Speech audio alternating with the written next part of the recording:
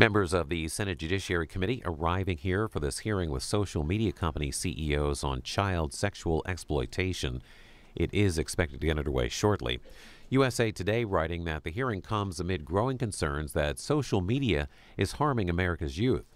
The story says that the U.S. Surgeon General issued a public health advisory last year that said social media use presents a profound risk of harm for kids and teens' mental health and called for immediate action from tech companies.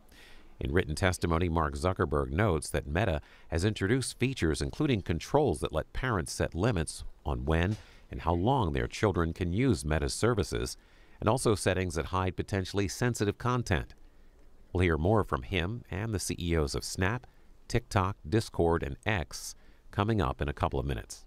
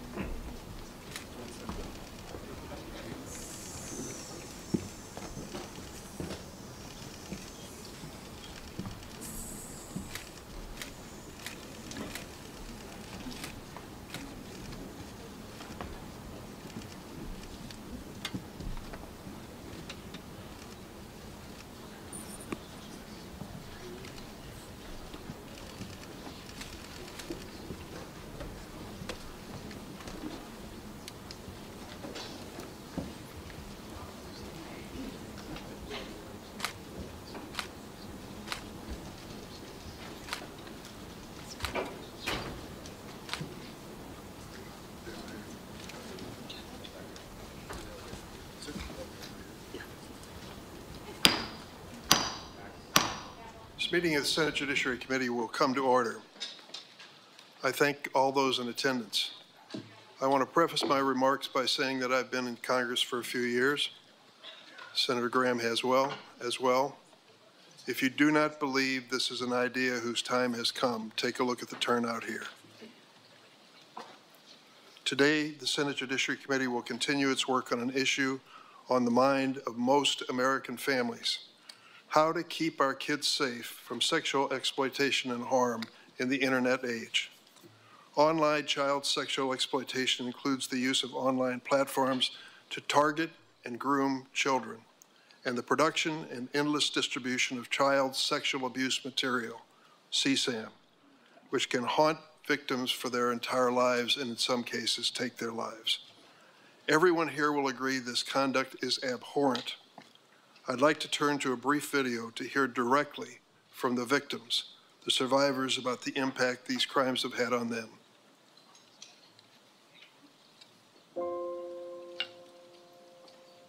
I was sexually exploited on Facebook. I was sexually exploited on Instagram. I was sexually exploited on X. This is my daughter, Olivia.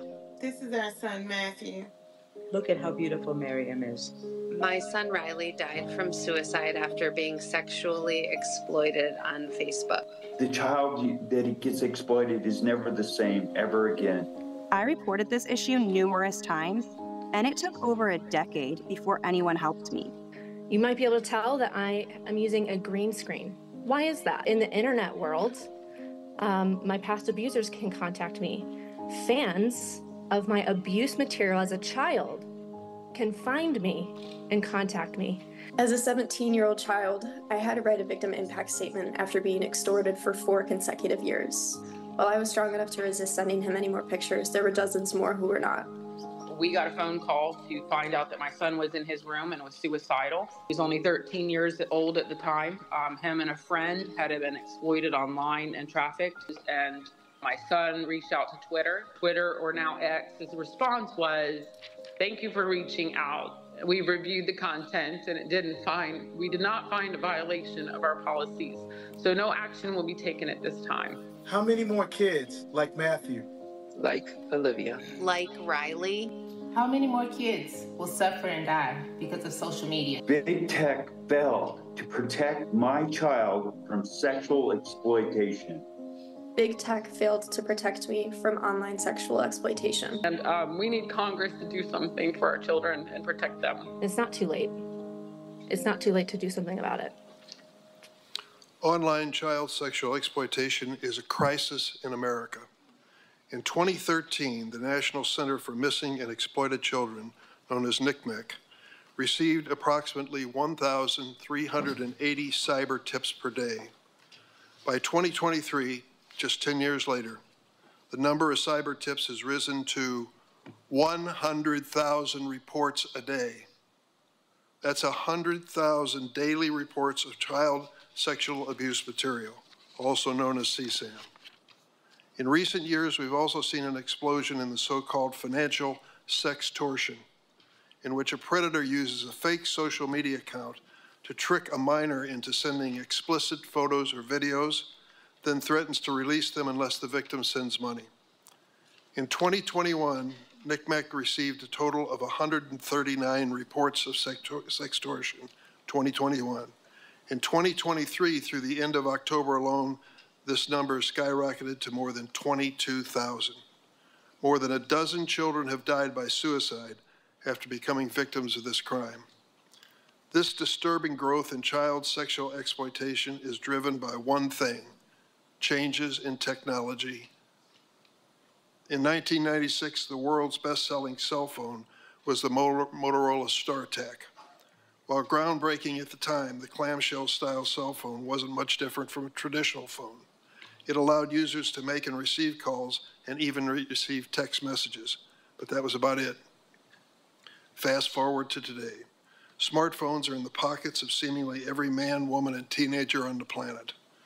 Like the StarTAC today, today's smartphones allow users to make and receive calls and text, but they can also take photos and videos, support live streaming, and offer countless apps.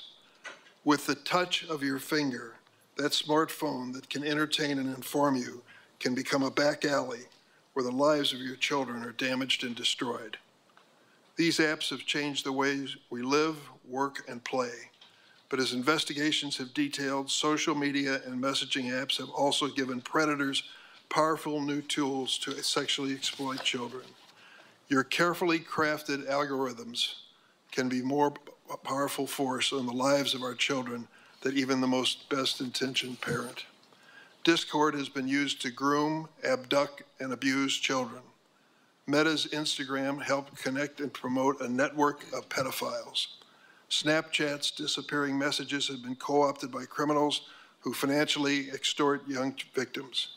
TikTok has become a, quote, platform of choice for predators to access, engage, and groom children for abuse. And the prevalence of CSAM on X has grown as the company has gutted its trust and safety workforce. Today, we'll hear from the CEOs of those companies. They are not only the tech companies that have contributed to this crisis, they are responsible for many of the dangers our children face online. Their design choices, their failures to adequately invest in trust and safety, their constant pursuit of engagement and profit over basic safety have all put our kids and grandkids at risk. Coincidentally, several of these companies implemented common sense child safety improvements within the last week, days before their CEOs would have to justify their lack of action before this committee. But the tech industry alone is not to blame for the situation we're in. Those of us in Congress need to look in the mirror. In 1996, the same year the Motorola StarTAC was flying off shelves and years before social media went mainstream, we passed Section 230 of the Communications Decency Act. This law immunized the then fledgling internet platforms from liability for user-generated content. Interesting, only one other industry in America has an immunity from civil liability. We'll leave that for another day. For For the past 30 years, Section 230 has remained largely unchanged, allowing big tech to grow into the most profitable industry in the history of capitalism without fear of liability for unsafe practices. That has to change. Over the past year, this committee has unanimously reported 5 bills that would finally hold tech companies accountable for child sexual exploitation on their platforms. Unanimous. Take a look at the composition and membership of the Senate Judiciary Committee and imagine, if you will, there's anything we could agree on unanimously. These 5 bills were the object of agreement. One of these bills is by Stop CSAM Act. Critically, it would let victims sue online providers that promote or aid and abet online child sexual exploitation or that host or store CSAM. This stand against online child sexual exploitation is bipartisan and absolutely necessary. Let this hearing be a call to action that we need to get kids' online safety legislation to the President's desk. I now turn to the ranking member, Senator Graham. Thank you, Mr. Chairman. The Republicans will answer the call. All of us, every one of us, is ready to work with you and our Democratic colleagues on this committee to prove to the American people, while Washington is certainly broken, there's a ray of hope, and it is here. It lies with your children. After years of working on this issue with you and others, I've come to conclude the following. Social media companies, as they are currently designed and operate, are dangerous products. They're destroying lives, threatening democracy itself. These companies must be reined in, or the worst is yet to come. Gavin Guffey is a representative, Republican representative from South Carolina in the Rock Hill area. To all the victims who came and showed us photos of your loved ones, don't quit. It's working.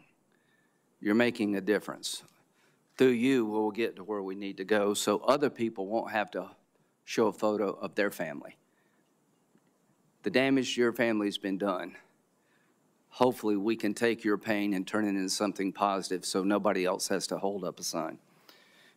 Gavin's son got online with Instagram and was tricked by a group in Nigeria that put up a young lady posing to be his girlfriend, and as things go at that stage in life, he gave her some photos, compromising sexual photos, and it turned out that she was part of a extortion group in Nigeria.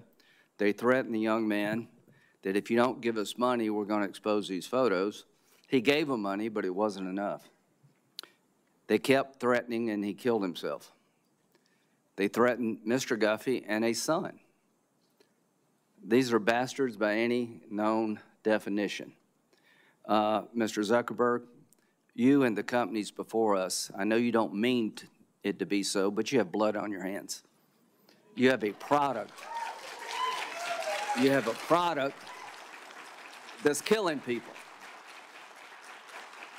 When we had cigarettes killing people, we did some about it, maybe not enough. You're going to talk about guns, we have the ATF. Nothing here. There's not a damn thing anybody can do about it. You can't be sued. Now, Senator Blumenthal and Blackburn, who've been like the dynamic duo here, have found emails from your company where they warned you about this stuff, and you decided not to hire 45 people that could do a better job of policing this.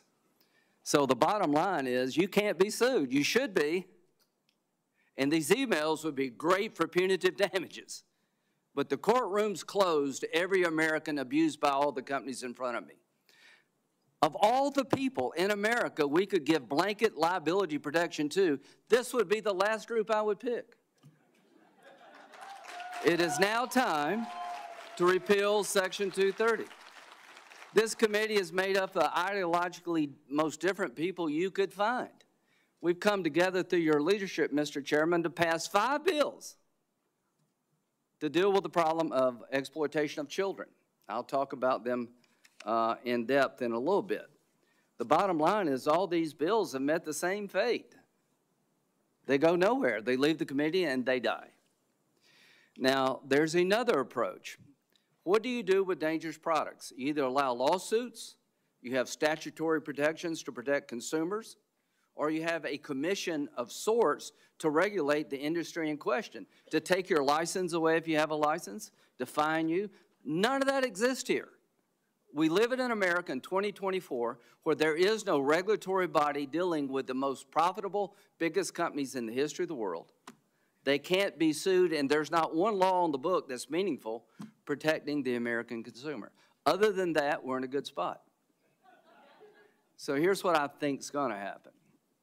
I think after this hearing today, we're going to put a lot of pressure on our colleagues, leadership of the Republican Democratic Senate, to let these bills get to the floor and vote. And I'm going to go down, starting in a couple of weeks, make unanimous consent request to do CSAM, do the Earn It Act, do your bill, do all of the bills, and you can be famous, come and object. I'm going to give you a chance to be famous.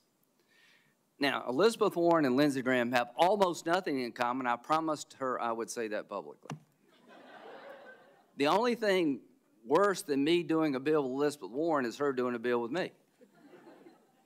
We have sort of parked that because Elizabeth and I see an abuse here that needs to be dealt with. Senator Durbin and I have different political philosophies, but I appreciate what you've done on this committee. You've been a great partner. To all of my Democratic colleagues, thank you very, very much. To my Republican colleagues, thank you all very, very much. Save the applause for when we get a result. It's all talk right now. But there'll come a day, if we keep pressing, to get the right answer for the American people. What is that answer? Accountability. Now, these products have an upside. You've enriched our lives in many ways. Mr. Zuckerberg, you created a product I use. The idea, I think, when you first came up with this, be able to talk to your friends and your family and pass on your life, to be able to have a place where you could talk to your friends and family about good things going on in life. And I use it. We all use it. There's an upside to everything here, but the dark side hasn't been dealt with. It's now time to deal with the dark side because people have taken your idea and they've turned it into a nightmare for the American people. They've turned it into a nightmare for the world at large. TikTok. We had a great discussion about how maybe Larry Ellison through Oracle can protect American data from Chinese communist influence. But TikTok, your representative in Israel quit the company because TikTok is being used in a way to basically destroy the Jewish state. This is not just about individuals. I worry that in 2024, our democracy will be attacked again through these platforms by foreign actors. We're exposed, and AI is just starting. So to my colleagues, we're here for a reason. This committee has a history of being tough, but also doing things that need to be done. This committee has risen to the occasion. There's more that we can do. But to the members of this committee, let's insist that our colleagues rise to the occasion also. Let's make sure that in the 118th Congress, we have votes that would fix this problem. All you can do is cast your vote at the end of the day, but you can urge the system to require others to cast their vote. Mr. Chairman, I will continue to work with you and everybody on this committee to have a day of reckoning on the floor of the United States Senate. Thank you. Thank you, Senator Graham. Today we welcome 5 witnesses whom I'll introduce now. Jason Citron, the CEO of Discord Incorporated. Mark Zuckerberg, the founder and CEO of Meta. Evan Spiegel, the co-founder and CEO of Snap Incorporated. Shou Chew, the CEO of TikTok. And Linda Yaccarino, the CEO of X Corporation, formerly known as Twitter. I will note for the record that Mr. Zuckerberg and Mr. Chew are appearing voluntarily. I am disappointed that our other witnesses did not offer that same degree of cooperation.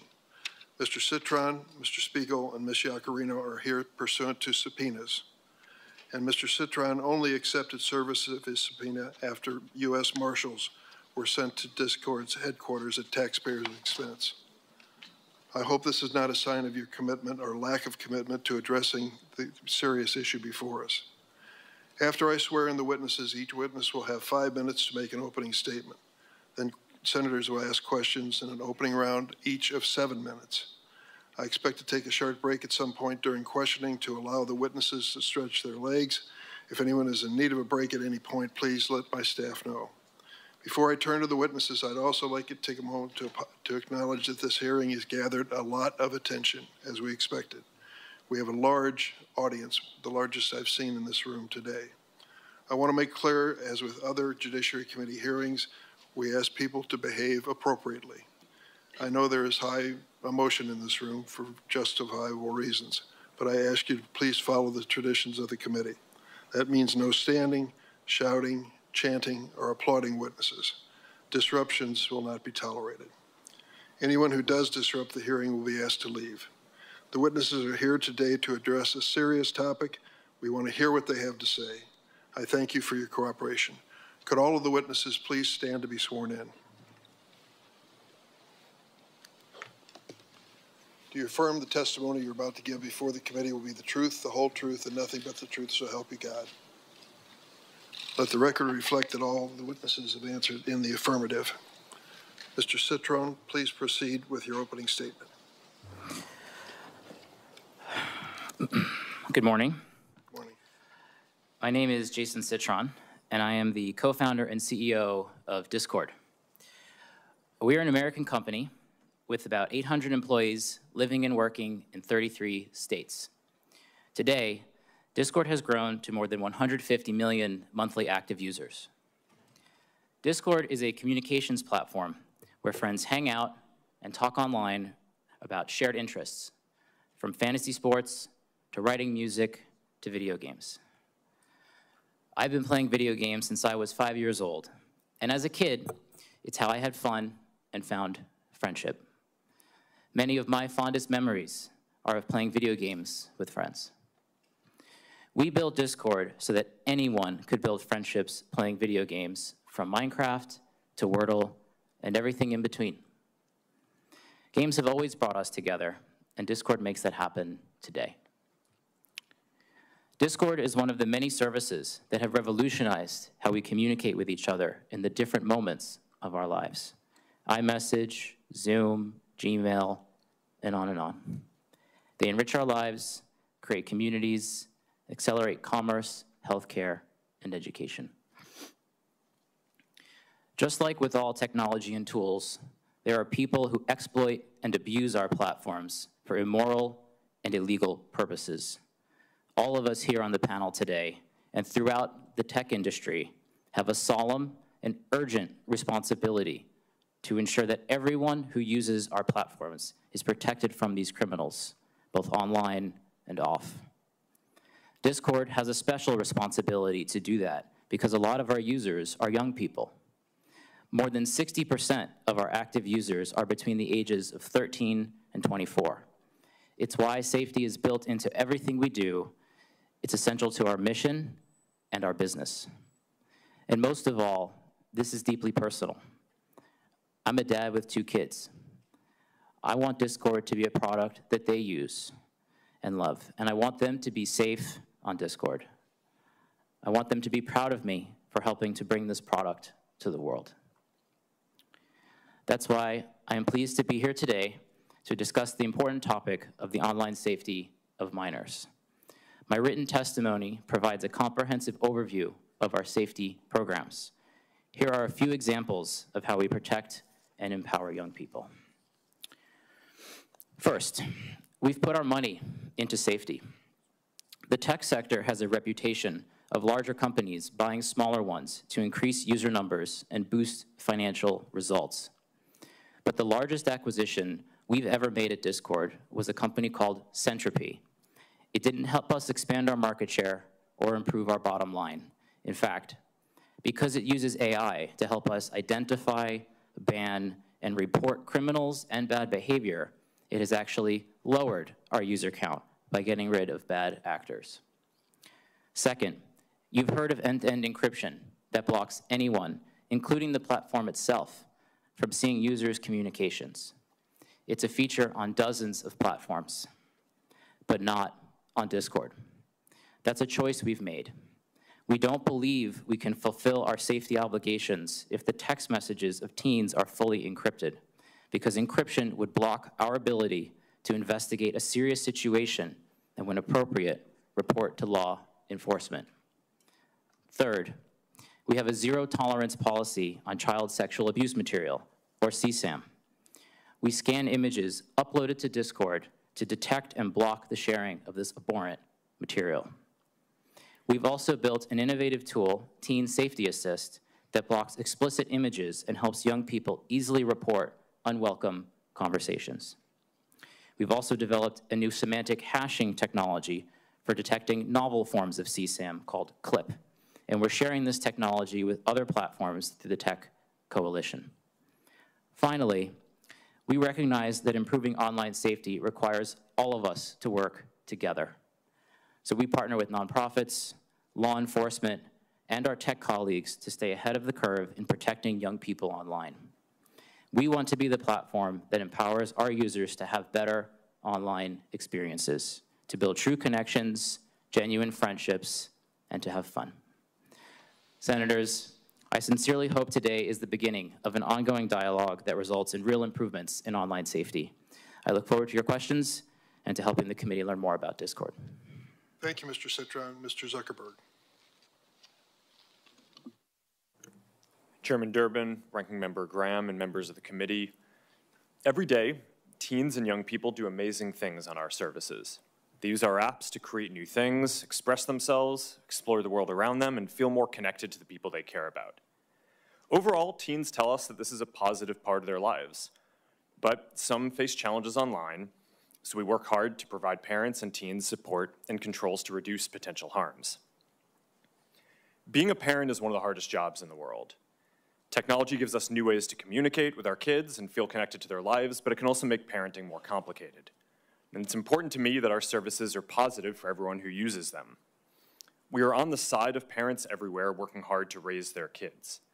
Over the last 8 years, we've built more than 30 different tools, resources, and features that parents can set time limits for their teens using our apps, see who they're following, or if they report someone for bullying. For teens, we've added nudges that remind them when they've been using Instagram for a while or if it's getting late and they should go to sleep, as well as ways to hide words or people without those people finding out. We put special restrictions on teen accounts on Instagram. By default, accounts for under 16s are set to private, have the most restrictive content settings, and can't be messaged by adults that they don't follow or people they aren't connected to. With so much of our lives spent on mobile devices and social media, it's important to look into the effects on teen mental health and well-being. I take this very seriously. Mental health is a complex issue, and the existing body of scientific work has not shown a causal link between using social media and young people having worse mental health outcomes. A recent National Academies of Science report evaluated over 300 studies and found that research, quote, did not support the conclusion that social media causes changes in adolescent mental health at the population level, end quote. It also suggested that social media can provide significant positive benefits when young people use it to express themselves, explore and connect with others. Still, we're going to continue to monitor the research and use it to inform our roadmap. Keeping young people safe online has been a challenge since the internet began, and as criminals evolve their tactics, we have to evolve our defenses too. We work closely with law enforcement to find bad actors and help bring them to justice, but the difficult reality is that no matter how much we invest or how effective our tools are, there's always more to learn and more improvements to make. But we remain ready to work with members of this committee, industry, and parents to make the internet safer for everyone. I'm proud of the work that our teams do to improve online child safety on our services and across the entire internet. We have around 40,000 people overall working on safety and security, and we've invested more than $20 billion in this since 2016, including around $5 billion in the last year alone. We have many teams dedicated to child safety and teen well-being, and we lead the industry in a lot of the areas that we're discussing today. We build technology to tackle the worst online risks and share it to help our whole industry get better, like Project Lantern, which helps companies share data about people who break child safety rules, and we're founding members of Take It Down, a platform which helps young people prevent their nude images from being spread online. We also go beyond legal requirements and use sophisticated technology to proactively discover abusive material And as a result, we find and report more inappropriate content than anyone else in the industry. As the National Center for Missing and Exploited Children put it this week, Meta goes, quote, above and beyond to make sure that there are no portions of their network where this type of activity occurs, end quote. I hope we can have a substantive discussion today that drives improvements across the industry, including legislation that delivers what parents say they want, a clear system for age verification and control over what apps their kids are using. 3 out of 4 parents want App Store age verification, and 4 out of 5 want parental approval of whenever teens download apps. We support this. Parents should have the final say on what apps are appropriate for their children and shouldn't have to upload their ID every time. That's what app stores are for. We also support setting industry standards on age-appropriate content and limiting signals for advertising to teens to age and location and not behavior. At the end of the day, we want everyone who uses our services to have safe and positive experiences. Before I wrap up, I want to recognize the families who are here today who have lost a loved one or lived through some terrible things that no family should have to endure. These issues are important for every parent and every platform. I'm committed to continuing to work in these areas, and I hope we can make progress today. Thank you. Mr. Spiegel.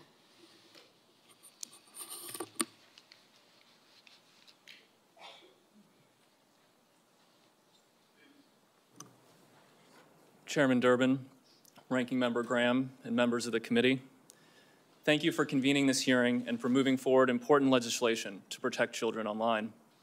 I'm Evan Spiegel, the co-founder and CEO of Snap. We created Snapchat, an online service that is used by more than 800 million people worldwide to communicate with their friends and family. I know that many of you have been working to protect children online since before Snapchat was created, and we are grateful for your long-term dedication to this cause and your willingness to work together to help keep our community safe. I want to acknowledge the survivors of online harms and the families who are here today who have suffered the loss of a loved one. Words cannot begin to express the profound sorrow I feel that a service we designed to bring people happiness and joy has been abused to cause harm. I want to be clear that we understand our responsibility to keep our community safe.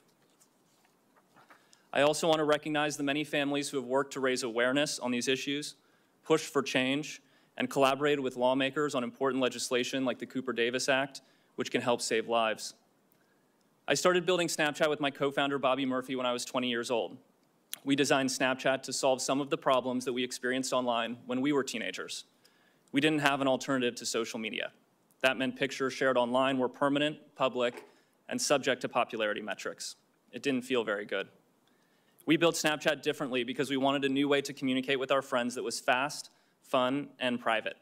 A picture is worth 1,000 words, so people communicate with images and videos on Snapchat. We don't have public likes or comments when you share your story with friends. Snapchat is private by default, meaning that people need to opt in to add friends and choose who can contact them. When we built Snapchat, we chose to have the images and videos sent through our service delete by default. Unlike prior generations who've enjoyed the privacy afforded by phone calls, which aren't recorded, our generation has benefited from the ability to share moments through Snapchat that may not be picture perfect, but instead convey emotion without permanence. Even though Snapchat messages are deleted by default, we let everyone know that images and videos can be saved by the recipient. When we take action on illegal or potentially harmful content, we also retain the evidence for an extended period, which allows us to support law enforcement and hold criminals accountable. To help prevent the spread of harmful content on Snapchat, we approve the content that is recommended on our service using a combination of automated processes and human review. We apply our content rules consistently and fairly across all accounts. We run samples of our enforcement actions through quality assurance to verify that we're getting it right. We also proactively scan for known child sexual abuse material, drug-related content, and other types of harmful content, remove that content, deactivate and device block offending accounts, preserve the evidence for law enforcement, and report certain content to the relevant authorities for further action. Last year, we made 690,000 reports to the National Center for Missing and Exploited Children, leading to more than 1,000 arrests. We also removed 2.2 million pieces of drug-related content and blocked 705,000 associated accounts. Even with our strict privacy settings, content moderation efforts, proactive detection, and law enforcement collaboration, bad things can still happen when people use online services. That's why we believe that people under the age of 13 are not ready to communicate on Snapchat. We strongly encourage parents to use the device-level parental controls on iPhone and Android. We use them in our own household, and my wife approves every app that our 13-year-old downloads. For parents who want more visibility and control, we built Family Center in Snapchat, where you can view who your teen is talking to, review privacy settings, and set content limits. We have worked for years with members of the committee on legislation like the Kids Online Safety Act and the Cooper-Davis Act, which we are proud to support. I want to encourage broader industry support for legislation protecting children online. No legislation is perfect, but some rules of the road are better than none. Much of the work that we do to protect people that use our service would not be possible without the support of our partners across the industry, government, nonprofit organizations, NGOs, and in particular law enforcement and the first responders who have committed their lives to helping keep people safe. I am profoundly grateful for the extraordinary efforts across our country and around the world to prevent criminals from using online services to perpetrate their crimes. I feel an overwhelming sense of gratitude for the opportunities that this country has afforded me and my family. I feel a deep obligation to give back and to make a positive difference, and I am grateful to be here today as part of this vitally important democratic process.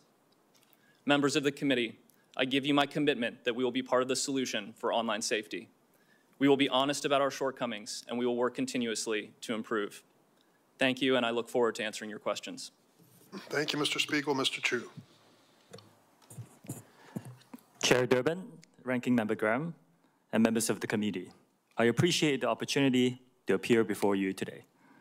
My name is Shou Chew, and I'm the CEO of TikTok, an online community of more than 1 billion people worldwide, including well over 170 million Americans who use our app every month to create, to share, and to discover. Now, although the average age on TikTok in the US is over 30, we recognize that special safeguards are required to protect minors, and especially when it comes to combating all forms of CSPAN.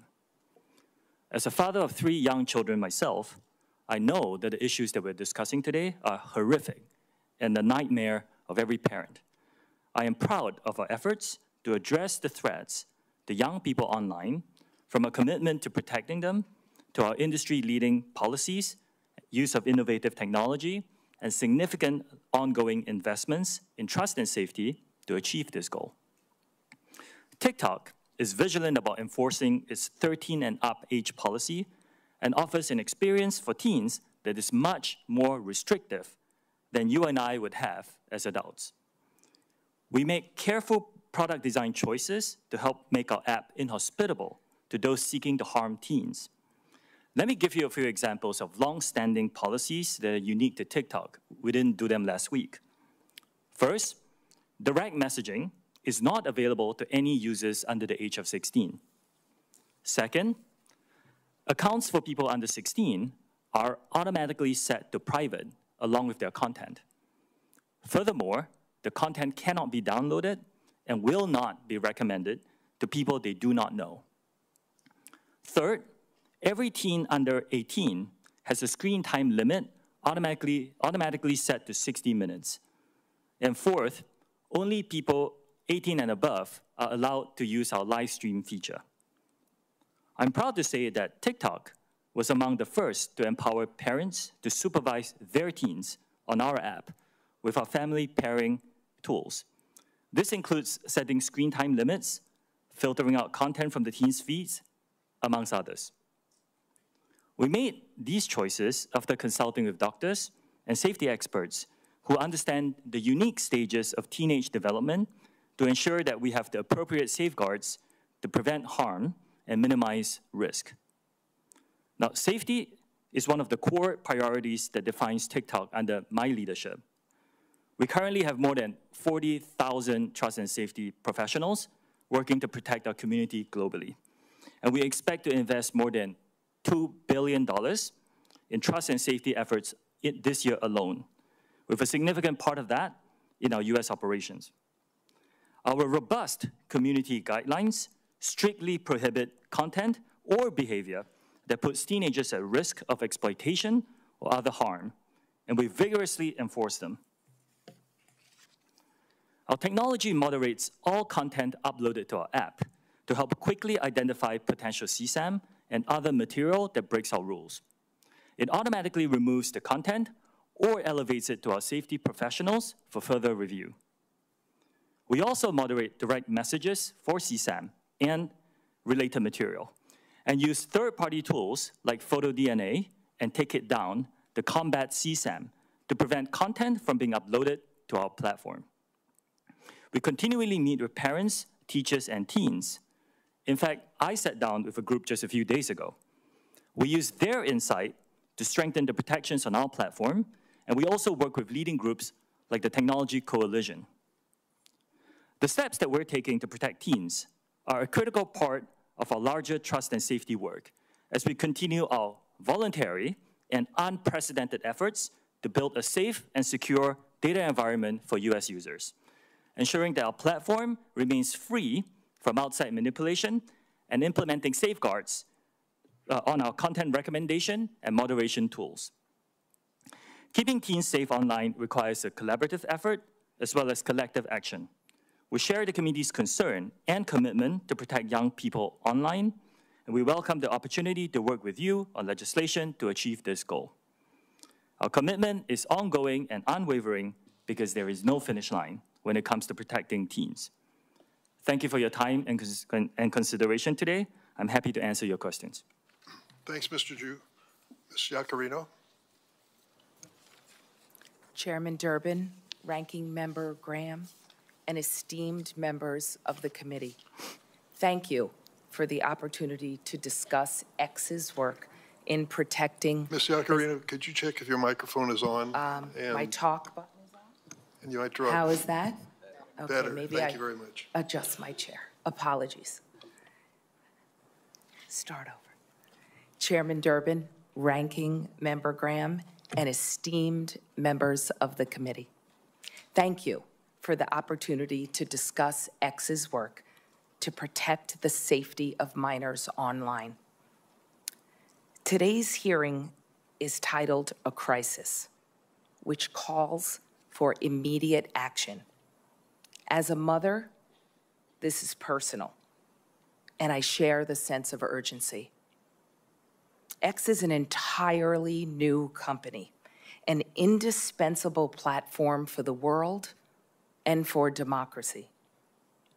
You have my personal commitment that X will be active and a part of this solution. While I joined X only in June of 2023, I bring a history of working together with governments, advocates, and NGOs to harness the power of media to protect people. Before I joined, I was struck by the leadership steps this new company was taking to protect children.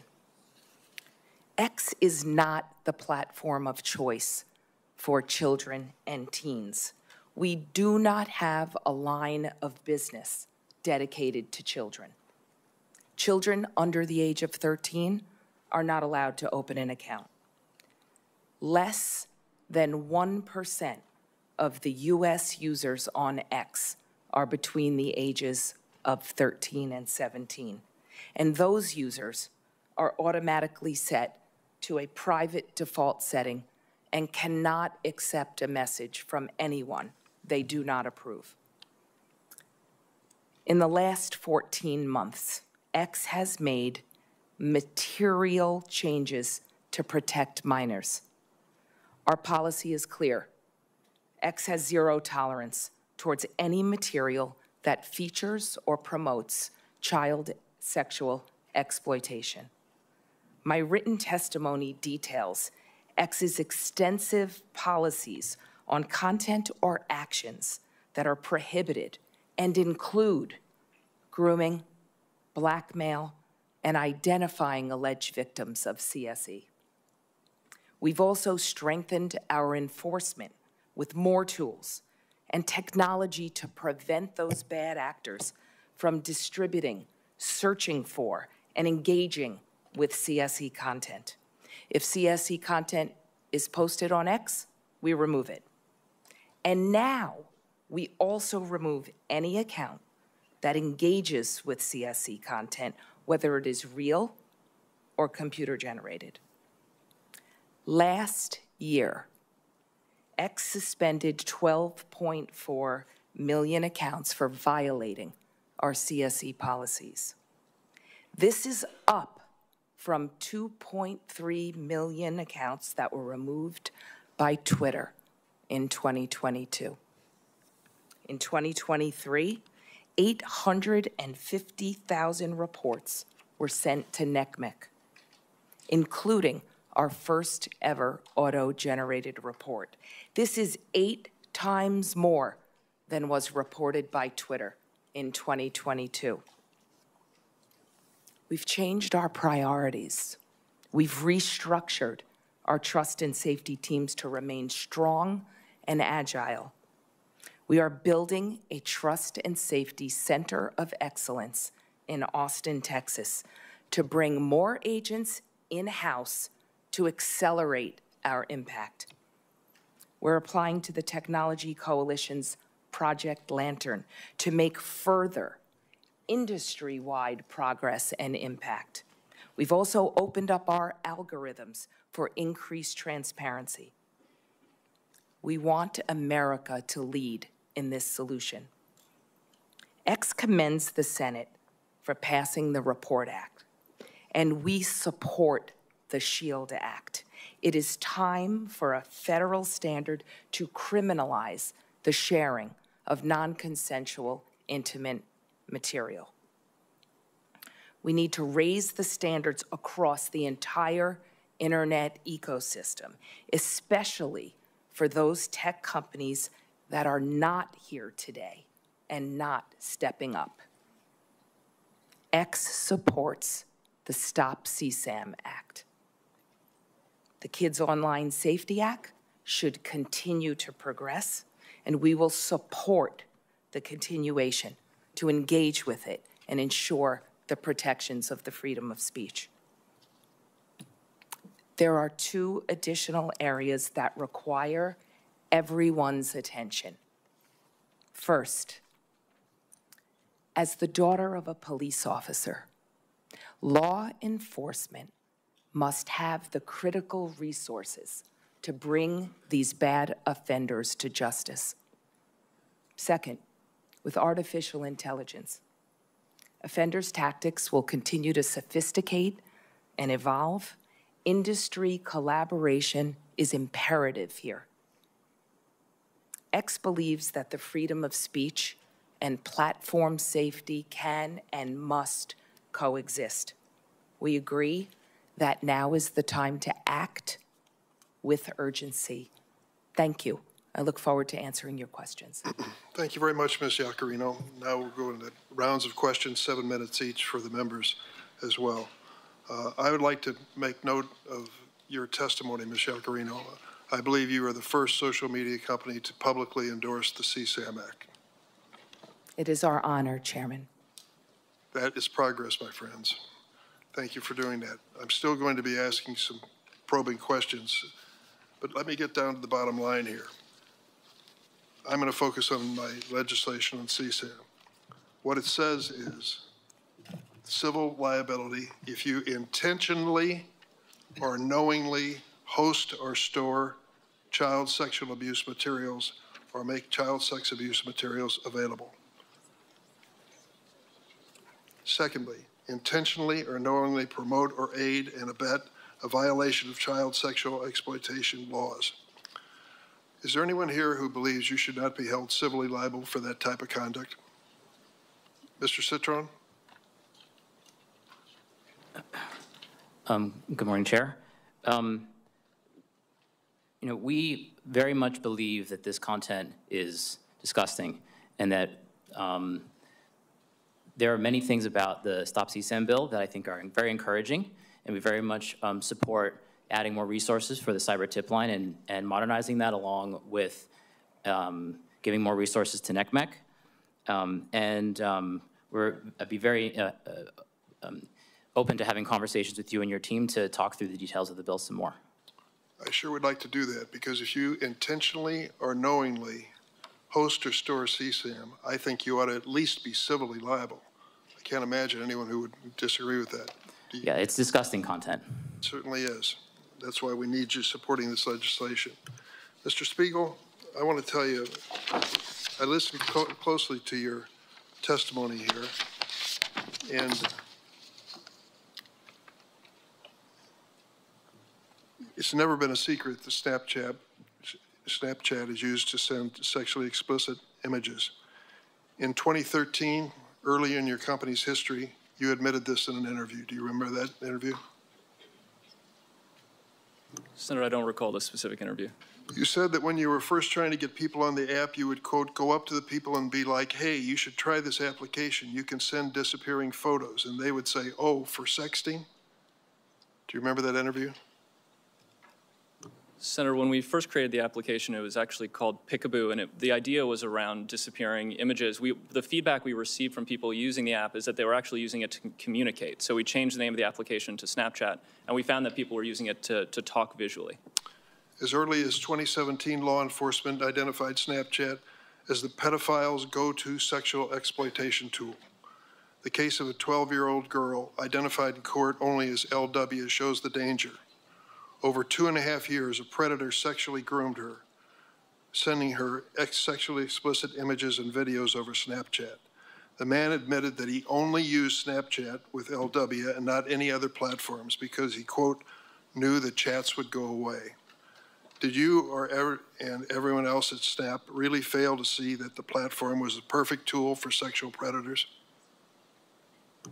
Senator, that behavior is disgusting and reprehensible. We provide in-app reporting tools so that people who are being harassed or who are, have been shared inappropriate sexual content can report it. In the case of harassment or sexual content, we typically respond to those reports within 15 minutes so that we can provide help. When LW, the victim, sued Snapchat, her case was dismissed under Section 230 of the Communications Decency Act. Do you have any doubt that had Snap faced the prospect of civil liability for facilitating sexual exploitation, the company would have implemented even better safeguards? Senator, we already work extensively to proactively detect this type of behavior. We make it very difficult for predators to find teens on Snapchat. There are no public friends lists, no public profile photos. When we recommend friends for teens, we make sure that they have several mutual friends in common before making that recommendation. We believe those safeguards are important to preventing predators from misusing our platform. Mr. Citron, according to Discord's website, it takes a, quote, proactive and automated approach to safety only on servers with more than 200 members. Smaller servers rely on server owners and community moderators to define and enforce behavior. So how do you defend an approach to safety that relies on groups of fewer than 200 sexual predators to report themselves for things like grooming, trading a CSAM, or sextortion? Chair, our goal is to get all of that content off of our platform and ideally prevent it from showing up in the first place or from people engaging in these kind of horrific activities. We deploy a wide array of techniques that work across every surface on Discord. I mentioned we recently launched something called Teen Safety Assist, which works everywhere, and it's on by default for teen users. That kind of acts like a buddy that lets them know if they're in a situation or talking with someone that may be inappropriate, so they can report that to us and block that user. Mr. Citron, if that were working, we wouldn't be here today. Senator, Chair, this is an ongoing challenge for all of us. That is why we're here today. But we do have 15% of our company is focused on trust and safety, of which this is one of our top issues. That's more people than we have working on marketing and promoting the company. So we take these issues very seriously, but we know it's an ongoing challenge, and I look forward to working with you and collaborating with our tech peers and the nonprofits to improve our approach. I certainly hope so.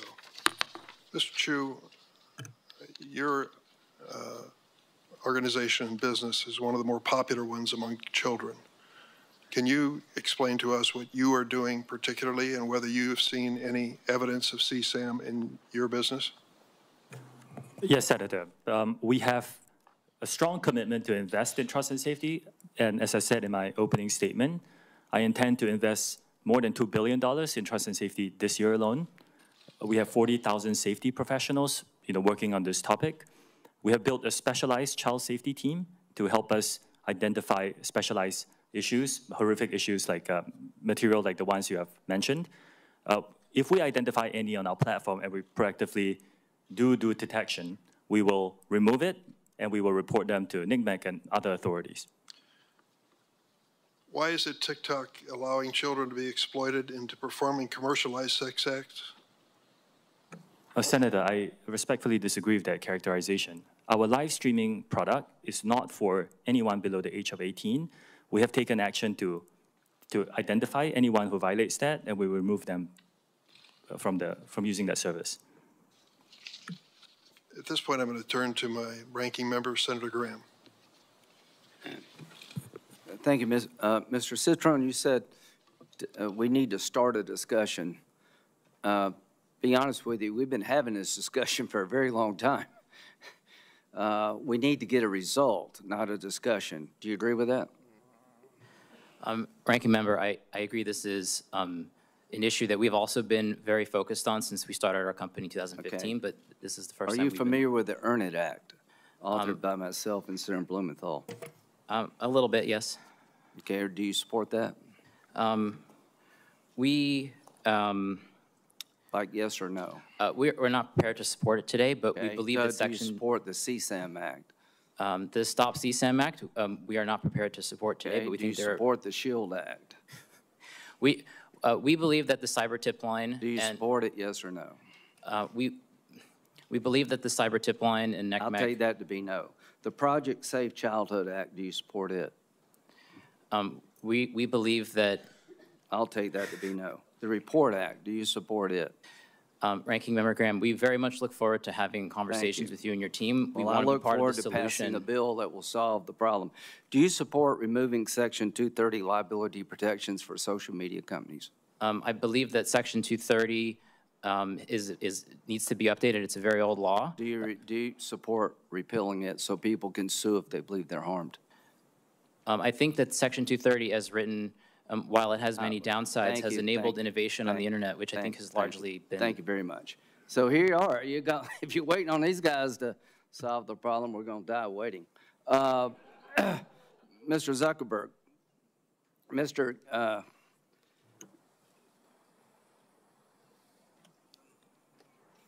try to be respectful here. The representative from South Carolina, Mr. Guffey's son got caught up in a sex extortion ring in Nigeria using Instagram. He was shaken down, paid money. That wasn't enough, and he killed himself using Instagram. What would you like to say to him? It's terrible. I mean, no one should have to go through something like that. You think he should be allowed to sue you? I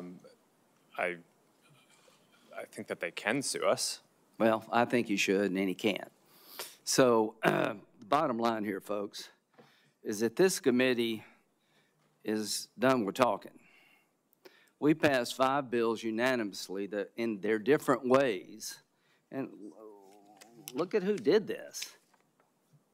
Graham Blumenthal, Durbin Hawley, Klobuchar Cornyn, Cornyn Klobuchar, Blackburn and Ossoff. I mean, we've found common ground here that just is astonishing. And we've had hearing after hearing, Mr. Chairman, and the bottom line is I've come to conclude, gentlemen, that you're not going to support any of this. Linda, how you say your last name? Yaccarino. Do you support the Earn It Act? We strongly support the collaboration to raise industry practices to Do you support prevent the Earn It Act? CSAM. Do you support the Earn It? In English, do you support the Earn It Act? Yes or no? We don't need double speak We look here. forward to supporting and continue our conversations. Okay, so I'll as take you that can as see, no. But you have taken, the reason the Earn It Act is important, you can actually lose your liability protections when children are exploited and you didn't use best business practices. See, the Earn It Act means you have to earn liability protection. You're given it no matter what you do. So to the members of this committee, It is now time to make sure that the people who are holding up the signs can sue on behalf of their loved ones. Nothing will change until the courtroom door is open to victims of social media. $2 billion, Mr. Chew. How much, what percentage is that of what you made last year? Senator, it's a significant and increasing investment. As a private like, company, we're not sharing our financials. You pay taxes. I mean, 2% is what percent of your revenue? Senator, we're not ready to share our financials in public. Well, I just think $2 billion sounds a lot unless you make $100 billion. So the point is, you know, when you tell us you're going to spend $2 billion, great, but how much do you make? You know, it's all about eyeballs. Well, our goal is to get eyeballs on you. And it's just not about children. I mean, the damage being done. Do you realize, Mr. Chew, that your TikTok representative in Israel resigned yesterday? Yes, I am aware. Okay, and he said, I resigned from TikTok. We're living in a time in which our existence as Jews in Israel, and Israel is under attack and in danger. Multiple screenshots taken from TikTok's internal employee chat platform known as LARC show how TikTok's trust and safety officers celebrate the barbaric acts of Hamas and other Iranian-backed terror groups, including the Houthis in Yemen. Senator, I need to make it very clear that pro-Hamas content and hate speech is not allowed on our platform or within our company. Why did he resign? Why did he quit? Senator, we also do not allow any hateful behavior at work. Do you know why he quit? We do not allow this. We will investigate such claims. My question is, he quit. I'm sure he had a good job. He gave up a good job because he thinks your platform is being used to help people who want to destroy the Jewish state. And I'm not saying you want that. Mr. Zuckerberg, I'm not saying you want, as an individual, any of the harms. I am saying that the products you have created with all the upside have a dark side. Mr. Citron, I am tired of talking. I'm tired of having discussions. We all know the answer here. And here's the ultimate answer. Stand behind your product. Go to the American courtroom and defend your practices. Open up the courthouse door. Until you do that, nothing will change. Until these people can be sued for the damage they're doing, it is all talk. I'm a Republican who believes in free enterprise, but I also believe that every American who's been wronged has to have somebody to go to complain. There's no commission to go to that can punish you. There's not one law in the book because you oppose everything we do, and you can't be sued. That has to stop, folks. How do you expect the people in the audience to believe that we're going to help their families if we don't have some system or a combination of systems to hold these people accountable? Because for all the upside, the dark side is too great to live with. We do not need to live this way as Americans. Thank you, Senator Graham. Senator Klobuchar is next. She's been quite a leader on the subject for quite a long time on the SHIELD Act and with Senator Cornyn on the revenge porn legislation. Senator Klobuchar. Thank you very much, Chairman Durbin, and thank you, Ranking Member Graham, for those words. I couldn't agree more. For too long, we have been seeing the social media companies turn a blind eye when kids have joined these platforms in record numbers.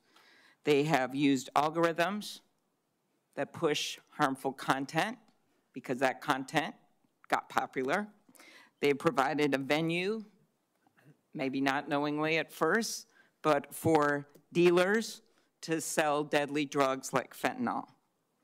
Our own head of our Drug Enforcement Administration has said they basically been captured by the cartels in Mexico and in China. So I strongly support, first of all, the Stop CSAM bill. I agree with Senator Graham that nothing is going to change unless we open up the courtroom doors. I think the time for all of this immunity is done because I think money talks even stronger than we talk up here. 2 of the 5 bills, as noted, are my bills with Senator Cornyn. One has actually passed through the Senate but is waiting action in the House. But the other one is the SHIELD Act, and I do support, appreciate the support of that bill. This is about revenge porn. The FBI director testified before this committee. There's been over 20 suicides of kids attributed to online revenge porn in just the last year. But for those parents out there and those families, this is for them about their own child, but it's also about making sure this doesn't happen to other children. I know because I've talked to these parents. Parents like Bridget Noring from Hastings, Minnesota, who is out there today. Bridget lost her teenage son after he took a fentanyl lace pill that he purchased on the internet. Amy Neville is also here. Platform got the pill. Amy Neville is also here. Her son, Alexander, was only 14 when he died after taking a pill he didn't know was actually fentanyl. We're starting a law enforcement campaign, One Pill Kills, in Minnesota, going to the schools with the sheriffs and law enforcement. But the way to stop it is, yes, at the border and at the points of entry, but we know that 30% some of the people that are getting the fentanyl are getting it off the platforms. Meanwhile, social media platforms generated $11 billion in revenue in 2022 from advertising directed at children and teenagers, including nearly $2 billion in ad profits derived from users age 12 and under. When a Boeing plane lost a door in mid-flight several weeks ago, nobody questioned the decision to ground a fleet of over 700 planes. So why aren't we taking the same type of decisive action on the danger of these platforms when we know these kids are dying? We have bills that have passed through this incredibly diverse committee when it comes to our political views, that have passed through this committee, and they should go to the floor. We should do something finally about liability, and then we should turn to some of the other issues that a number of us have worked on when it comes to the charges for app stores and when it comes to some of the monopoly behavior and the self-preferencing. But I'm going to stick with this today. Facts. 1/3 of fentanyl cases investigated over 5 months had direct ties to social media. That's from the DEA. Facts. Between 2012 and 2022, cyber tip line reports of online child sexual exploitation increased from 415,000 to more than 32 million. And as I noted, at least 20 victims committed suicide in sextortion cases. So I'm going to start with that, with you, Mr. Citron. My bill with Senator Cornyn, the SHIELD Act, includes a threat provision that would help protection and accountability for those that are threatened by these predators. Young kids get a picture, send it in, think they got a new girlfriend or a new boyfriend, ruins their life, or they think it's going to be ruined, and they kill themselves. So could you tell me why you're not supporting the SHIELD Act? Senator, we think it's very important that teens have a safe experience on our platforms. I think that the portion to strengthen law enforcement's ability to investigate crimes against children and hold bad actors accountable is so incredible. Are you holding open that you may support it?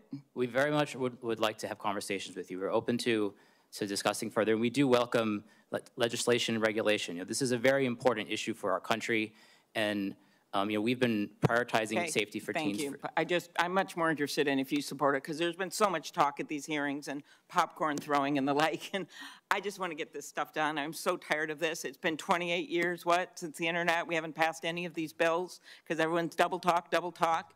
It's time to actually pass them. And the reason they haven't passed is because of the power of your company. So let's be really, really clear about that. So what you say matters. Your words matter.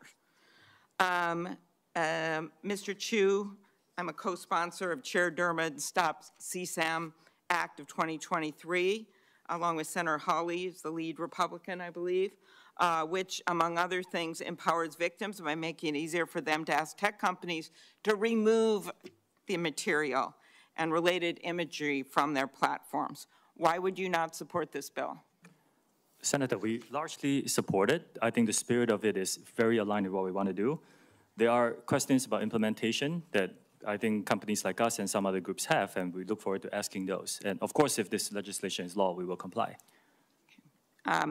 Mr. Spiegel, I know we talked ahead of time. I do appreciate your company's support for the Cooper Davis Act, which will finally, it's a bill with Senator Shaheen and Marshall, which will allow law enforcement to do more when it comes to fentanyl. I think you know what a problem this is. Devin Noring, teenager from Hastings, I mentioned his mom here, suffered dental pain and migraines, so he bought what he thought was a Percocet over Snap, but instead he bought a counterfeit drug laced with a lethal dose of fentanyl.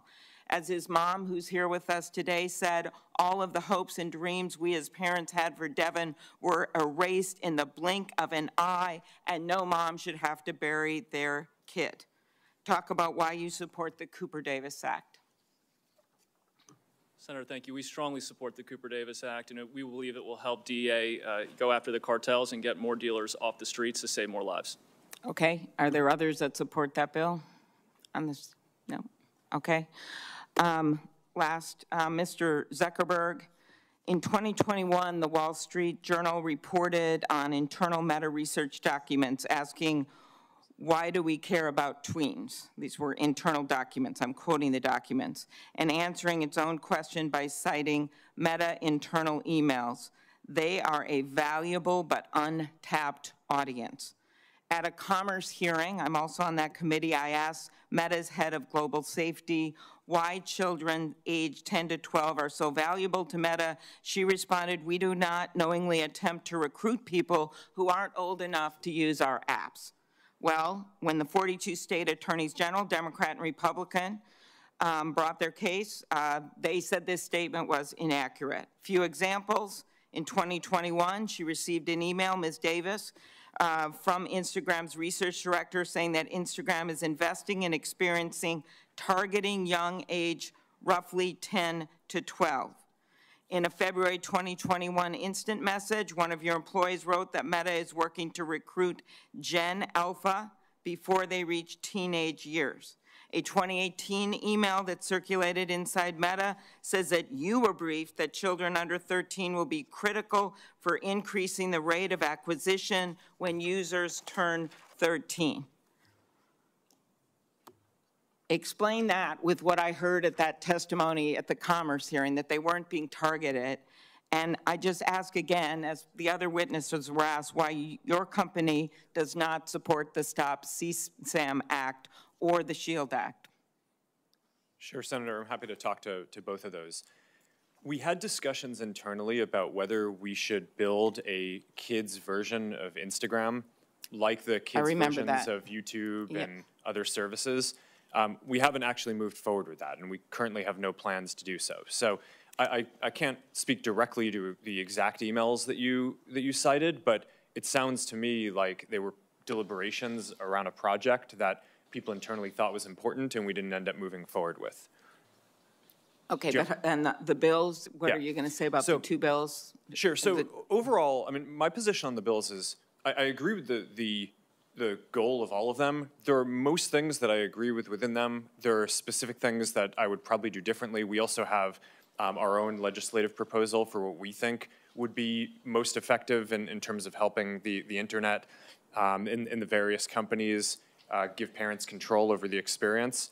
So I'm happy to go into the detail on any one of them, but ultimately, I mean, I think that this I think these parents will tell you that this stuff hasn't worked to just give parents control. They don't know what to do. It's very, very hard, and that's why we are coming up with other solutions that we think are much more helpful to law enforcement, but also this idea of finally getting something going on liability, because I just believe with all the resources you have, that you actually would be able to do more than you're doing, or these parents would be sitting behind you right now in this Senate hearing room.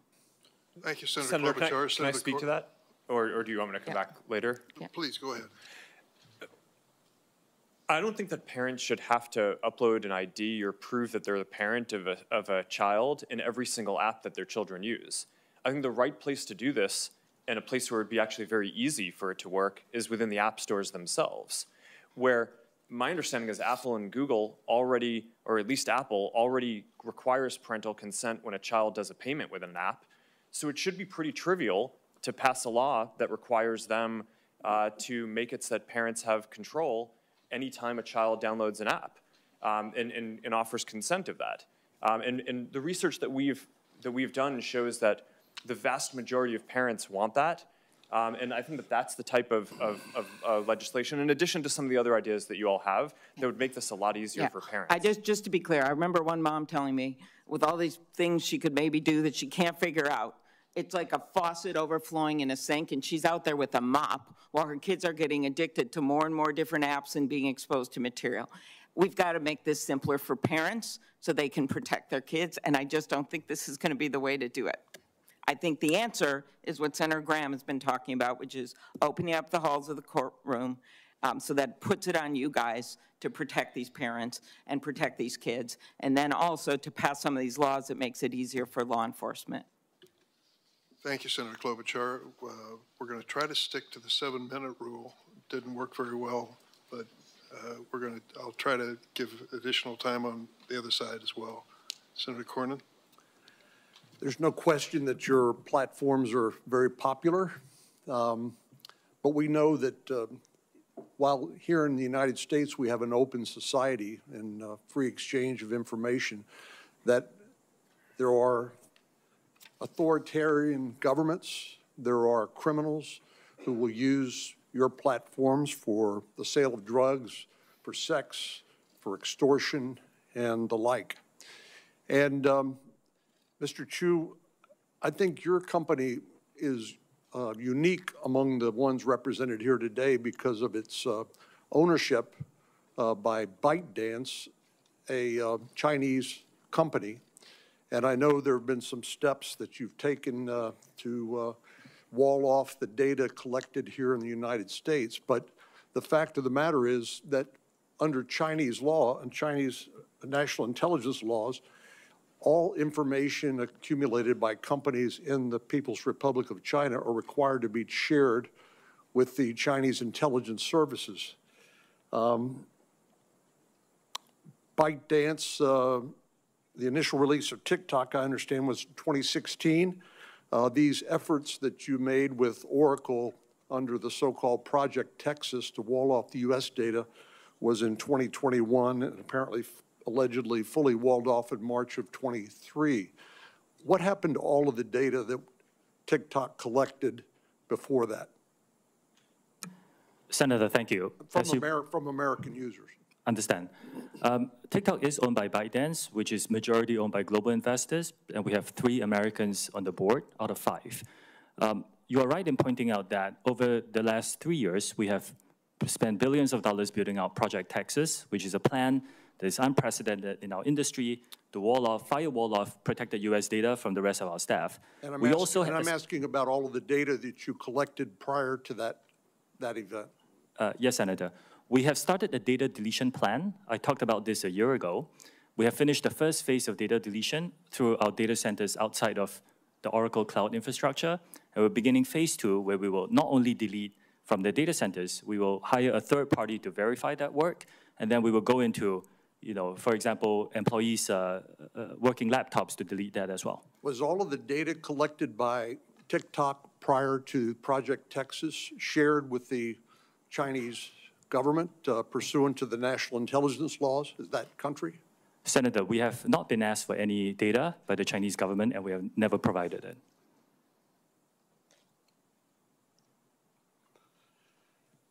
Your company is unique, again, among the ones represented here today because you're currently undergoing review by the Committee on Foreign Investment in the United States. Is that correct?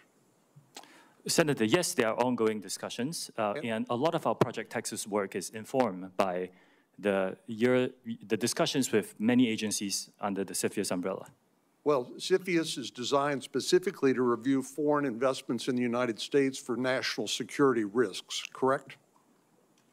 Yes, I believe so. And your company is currently being reviewed by this interagency committee at the Treasury Department for potential national security risks. Senator, this review is on a acquisition of Musical.ly, which is an acquisition that was done many years ago. I mean, is this a casual conversation, or are you actually providing information to the Treasury Department about how your platform operates for evaluating a potential national security risk? Senator, it's been many years across 2 administrations and a lot of discussions around how our plans are, how our systems work. We have a lot of robust discussions about a lot of detail. 63% of teens, I understand, use TikTok. Does that sound about right?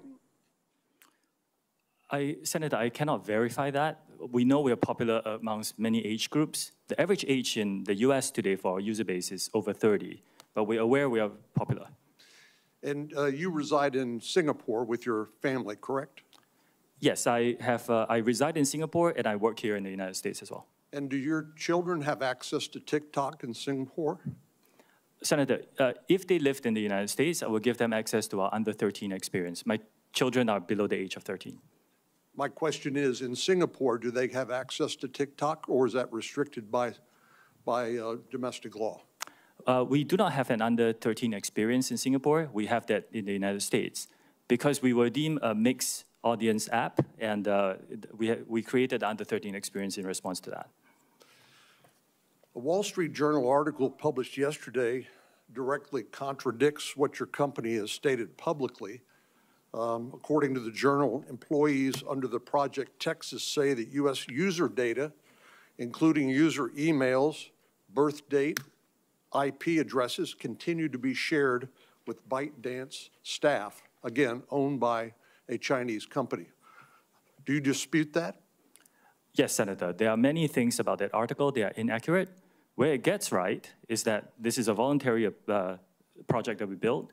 We spent billions of dollars. There are thousands of employees involved, and it's very difficult because it's unprecedented.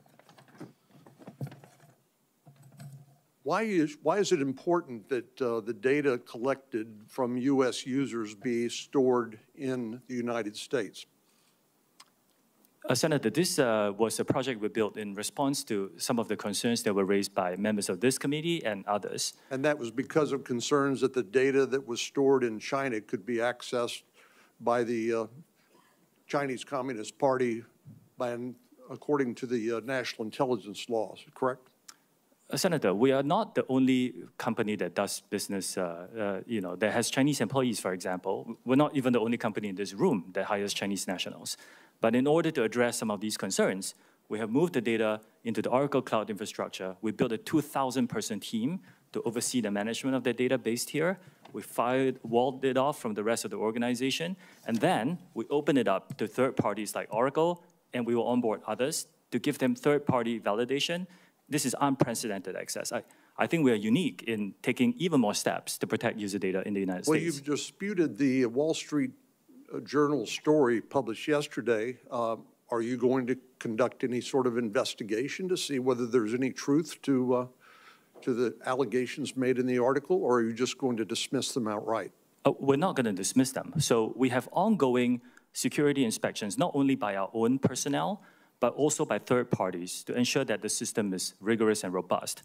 No system that any one of us can build is perfect. But what we need to do is to make sure that we are always improving it and testing it against bad people who may try to bypass it. And if anyone breaks our policies within our organization, we will take disciplinary action against them. Thanks, Senator Cornyn. Senator Coons. Thank you, Chairman Durbin. First, I'd like to start by thanking all the families that are here today, all the parents who are here because of a child they have lost, all the families that are here because you want us to see you and to know your concern. You have contacted each of us in our offices expressing your grief, your loss, your passion, and your concern. And the audience that is watching can't see this. They can see you, the witnesses from the companies. But this room is packed as far as the eye can see. And when this hearing began, many of you picked up and held pictures of your beloved and lost children. I benefit from and participate in social media, as do many members of the committee and our nation and our world. There are now a majority of people on Earth participating in and in many ways benefiting from one of the platforms you have launched or you lead or you represent. And we have to recognize there are some real positives to social media. It has transformed modern life. But it has also had huge impacts on families, on children, on nations.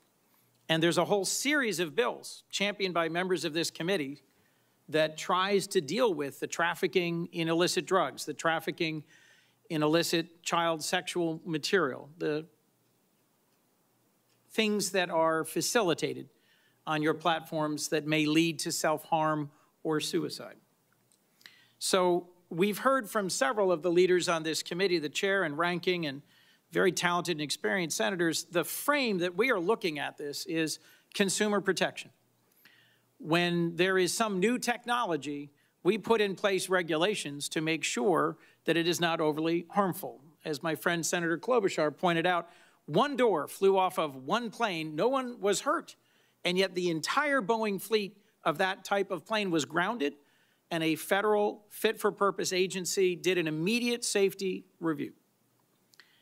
I'm going to point not to the other pieces of legislation that I think are urgent that we take up and pass, but to the core question of transparency.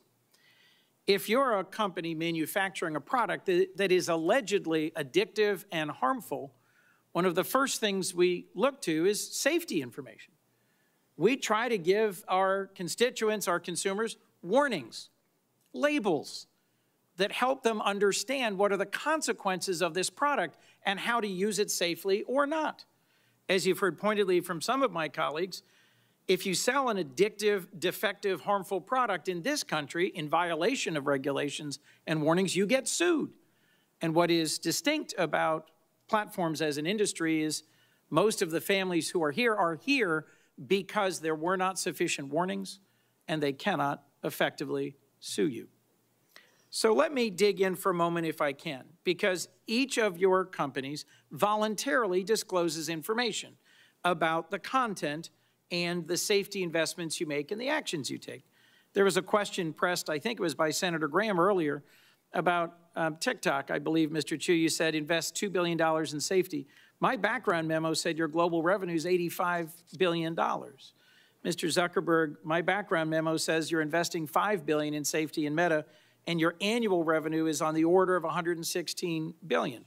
So what matters, you can hear some expressions from the parents in the audience, what matters is the relative numbers and the absolute numbers. Your data folks, if there's anybody in this world who understand data, it's you guys. So I want to walk through whether or not these voluntary measures of disclosure of content and harm are sufficient. Because I would argue we're here because they're not. Without better information, how can policymakers know whether the protections you've testified about, the new initiatives, the starting programs, the monitoring, and the takedowns are actually working? How can we understand meaningfully how big these problems are without measuring and reporting data? Mr. Zuckerberg, your testimony referenced a National Academy of Sciences study that said at the population level, there is no proof about harm for mental health. Well, it may not be at the population level, but I'm looking at a room full of hundreds of parents who have lost children. And our challenge is to take the data and to make good decisions about protecting families and children from harm. So let me ask about what your companies do or don't report. And I'm going to particularly focus on your content policies around self-harm and suicide. And I'm just going to ask a series of yes or no questions. And what I'm getting at is, do you disclose enough? Mr. Zuckerberg, from your policies prohibiting content about suicide or self-harm, do you report an estimate of the total amount of content, not a percentage of the overall, not a prevalence number, but the total amount of content on your platform that violates this policy? And do you report the total number of views that self-harm or suicide-promoting content that violates this policy gets on your platform? Yes, Senator. We pioneered a quarterly reporting on our community standards enforcement across all these different categories of harmful content. We focus on prevalence, which you mentioned, because what we're focused on is what % of the content that we take down. So, Mr. Zuckerberg, I'm going to interrupt you, and you're very talented. I have very little time left. I'm trying to get an answer to a question. Not as a percentage of the total, Because remember, it's a huge number, so the percentage is small. But do you report the actual amount of content and the amount of views self-harm content received?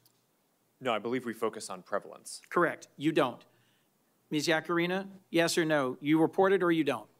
Senator, as a reminder, we have less than 1% of our users that are between the ages of 13 and 17. Do you report the absolute number of how many images and how often viewed? Posts and accounts that we've taken down in 2023. Yes. We've taken over almost 1 million posts down that in regards to mental health and self-harm. Mr. Chew, do you disclose the number of appearances of these types of content and how many are viewed before they're taken down? Senator, we disclose the number we take down based on each category of violation and how many of that were taken down proactively before it was reported. Mr. Spiegel? Yes, Senator, we do disclose. Mr. Citron? Yes, we do. So I've got 3 more questions I'd love to walk through if I had unlimited time. I will submit them for the record.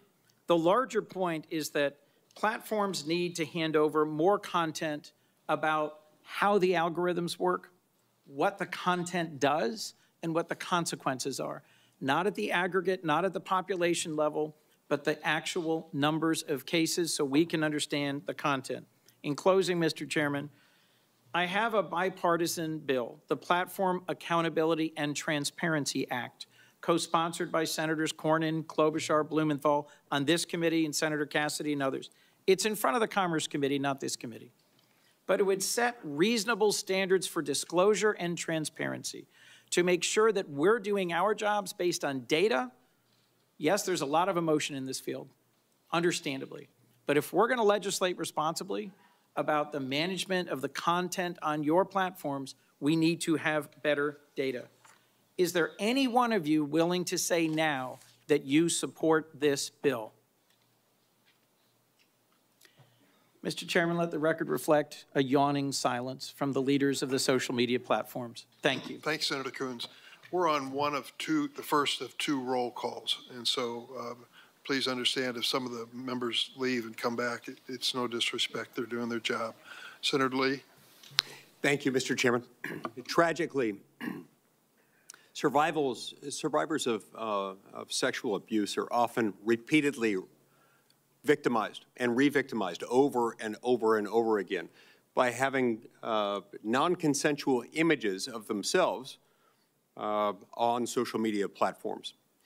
There's a NCMEC study that pointed out there was one instance of CSAM that reappeared more than 490,000 times after it had been reported. So we need tools in order to deal with this. We need, frankly, laws in order to mandate standards so that this doesn't happen, so that we have a systematic way of getting rid of this stuff. Because there is literally no plausible justification, no way of defending this. One tool, one that I think would be particularly effective, is a bill that I'll be introducing later today, and I invite all my committee members to join me. It's called the PROTECT Act. The PROTECT Act would, in pertinent part, require websites to verify age and verify that they've received consent of any and all individuals appearing on their site in pornographic images. And it would also require platforms to have meaningful processes for an individual seeking to have images of him or herself removed in a timely manner. Ms. Yaccarino, based on your understanding of existing law, what might it take for a person to have those images removed, say from X? Senator Lee, thank you. It sounds like what you're going to introduce into law in terms of ecosystem-wide and user consent sounds exactly like part of the philosophy of why we're supporting the SHIELD Act, and no one should have to endure non-consensual images being shared online.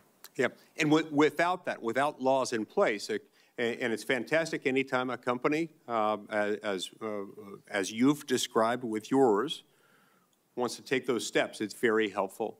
It can take a lot longer than it should, and sometimes it does, to the point where somebody had images shared 490,000 times after it was reported to the authorities, and that's deeply concerning. But yes, the PROTECT Act would work in tandem with. It's a good complement to the SHIELD Act. Mr. Zuckerberg, let's turn to you next. As you know, I feel strongly about privacy and believe that one of the best protections for an individual's privacy online involves end-to-end encryption. We also know that a great deal of grooming and sharing of CSAM happens to occur on end-to-end encrypted systems. Tell me, does Meta allow juvenile accounts on its platforms to use encrypted messaging services within those apps? Sorry, Senator, what do you mean juvenile? Underage, people under 18. Under 18. We allow people under the age of 18 to use WhatsApp, and we do allow that to be encrypted, yes. Do you have a bottom-level age at which they're not allowed to use it? I don't think we allow people under the age of 13. Okay. What about you, Mr. Citron? On Discord, do you allow kids to have accounts to access encrypted messaging?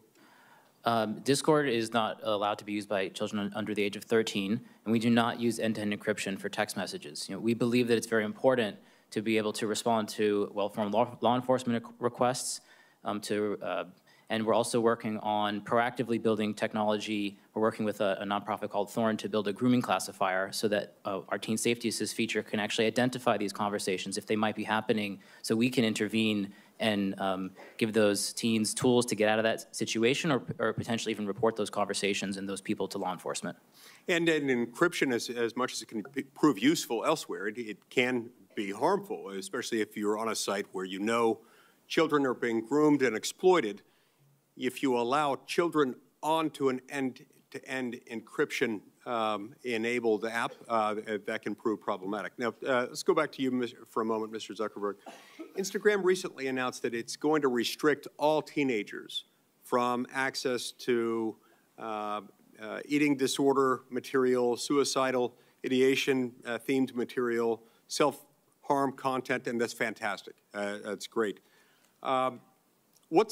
What's odd, what I'm trying to understand is why it is that Instagram is only restricting, it's restricting access to sexually explicit content, but only for teens ages 13 to 15. Why not restrict it for 16 and 17-year-olds as well? Senator, my understanding is that we don't allow sexually explicit content on the service for people of any age. How is that going? You know, our prevalence metrics suggest that I think it's 99% or so of the content that we remove we're able to identify automatically using AI systems. So I think that our efforts in this, while they're not perfect, I think are industry leading. The other thing that you asked about was self-harm content, which is what we recently restricted. And we made that shift. I think the state of the science is shifting a bit. Previously, we believed that when people were thinking about self-harm, it was important for them to be able to express that and get support. And now more of the thinking in the field is that it's just better to not show that content at all, which is why we recently moved to restrict that from showing up for those teens at all. Okay, is there a way for parents to make a request on what their kid can see or not see on your sites?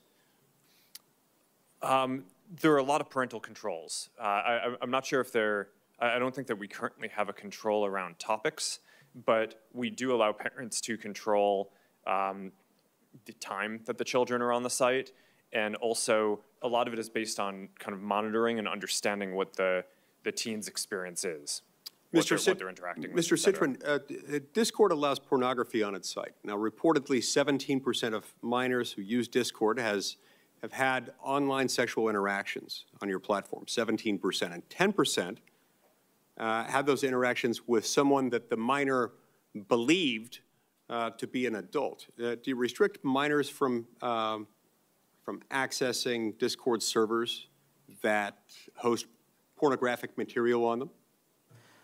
Senator, yes, we do restrict minors from accessing content that is marked for adults. Discord also does not recommend content to people. Discord is a chat app. We do not have a feed or an algorithm that boosts content. So we allow adults to share content with other adults in adult-labeled spaces, and we do not allow teens to access that content.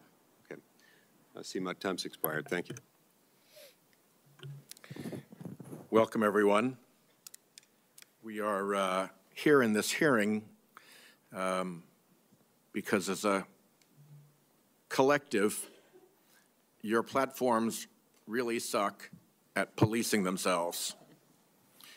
We hear about it here in Congress with fentanyl and other drug dealing facilitated across platforms. We see it and hear about it here in Congress with harassment and bullying that takes place across your platforms. We see it and hear about it here in Congress with respect to child pornography, sexploitation, and blackmail, and we are sick of it.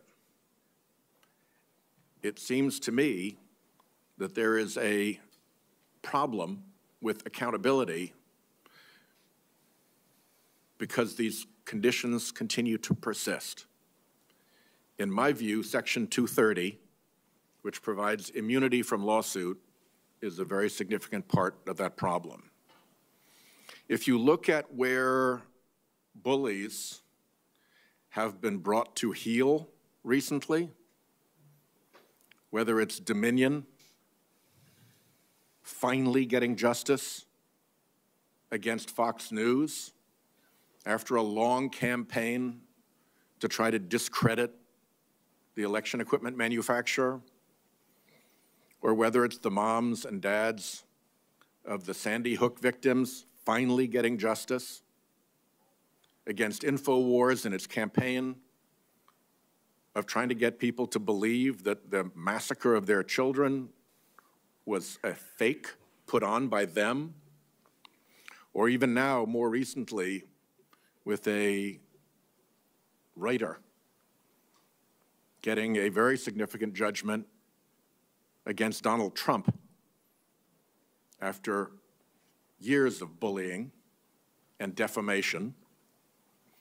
An honest courtroom has proven to be the place where these things get sorted out. And I'll just describe one case, if I may.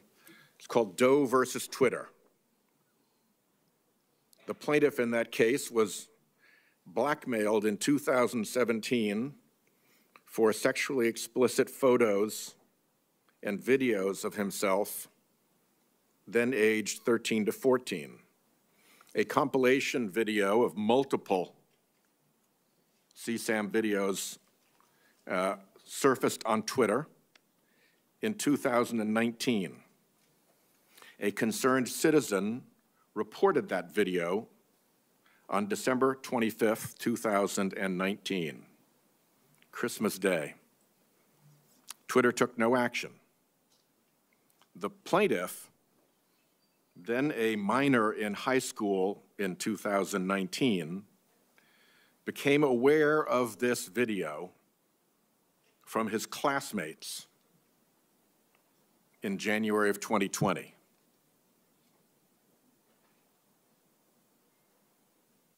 You're a high school kid, and suddenly there's that. That's a day that's hard to recover from. Ultimately, he became suicidal. He and his parents contacted law enforcement and Twitter to have these videos removed on January 21st and again on January 22nd of 2020, and Twitter ultimately took down the video on January 30th, 2020, once federal law enforcement got involved. That's a pretty foul set of facts. And when the family sued Twitter for all those months of refusing to take down the explicit video of this child Twitter invoked Section 230. And the district court ruled that the claim was barred. There is nothing about that set of facts that tells me that Section 230 performed any public service in that regard. I would like to see very substantial adjustments to Section 230 so that the honest courtroom, which brought relief and justice to E. Jean Carroll after months of defamation, which brought silence, peace, and justice to the parents of the Sandy Hook children after months of defamation and bullying by InfoWars and Alex Jones, and which brought significant justice and an end to the campaign of defamation by Fox News to a little company that was busy just making election machines. So I would, my time is running out. I'll turn to, I guess Senator Cruz is next. But I would like to have each of your companies put in writing what exemptions from the protection of Section 230 you would be willing to accept, bearing in mind the fact situation in Doe versus Twitter, bearing in mind the enormous harm that was done to that young person and that family by the non-responsiveness of this enormous platform over months and months and months and months. Again, think of what it's like to be a high school kid and have that stuff up in the public domain and have the company that is holding it out there in the public domain react so disinterestedly. Okay? Will you put that down in writing for me? 1, 2, 3, 4, 5 yeses. Done. Senator Cruz. Thank you, Mr. Chairman. Social media is a very powerful tool, but we're here because every parent I know, and I think every parent in America, is terrified about the garbage that is directed at our kids. I have 2 teenagers at home, and the phones they have are portals to predators, to viciousness, to bullying, to self-harm. And each of your companies could do a lot more to prevent it. Mr. Zuckerberg, in June of 2023, the Wall Street Journal reported that Instagram's recommendation systems were actively connecting pedophiles to accounts that were advertising the sale of child sexual abuse material. In many cases, those accounts appeared to be run by underage children themselves, often using code words and emojis to advertise illicit material. In other cases, the accounts included indicia that the victim was being sex trafficked. Now, I know that Instagram has a team that works to prevent the abuse and exploitation of children online. But what was particularly concerning about the Wall Street Journal expose was the degree to which Instagram's own algorithm was promoting the discoverability of victims for pedophiles seeking child abuse material. In other words, this material wasn't just living on the dark corners of Instagram. Instagram was helping pedophiles find it by promoting graphic hashtags, including hashtag pedwhore and hashtag preteen sex, to potential buyers. Instagram also displayed the following warning screen to individuals who were searching for child abuse material. These results may contain images of child sexual abuse. And then you gave users 2 choices. Get resources or see results anyway. Mr. Zuckerberg, what the hell were you thinking? All right, Senator.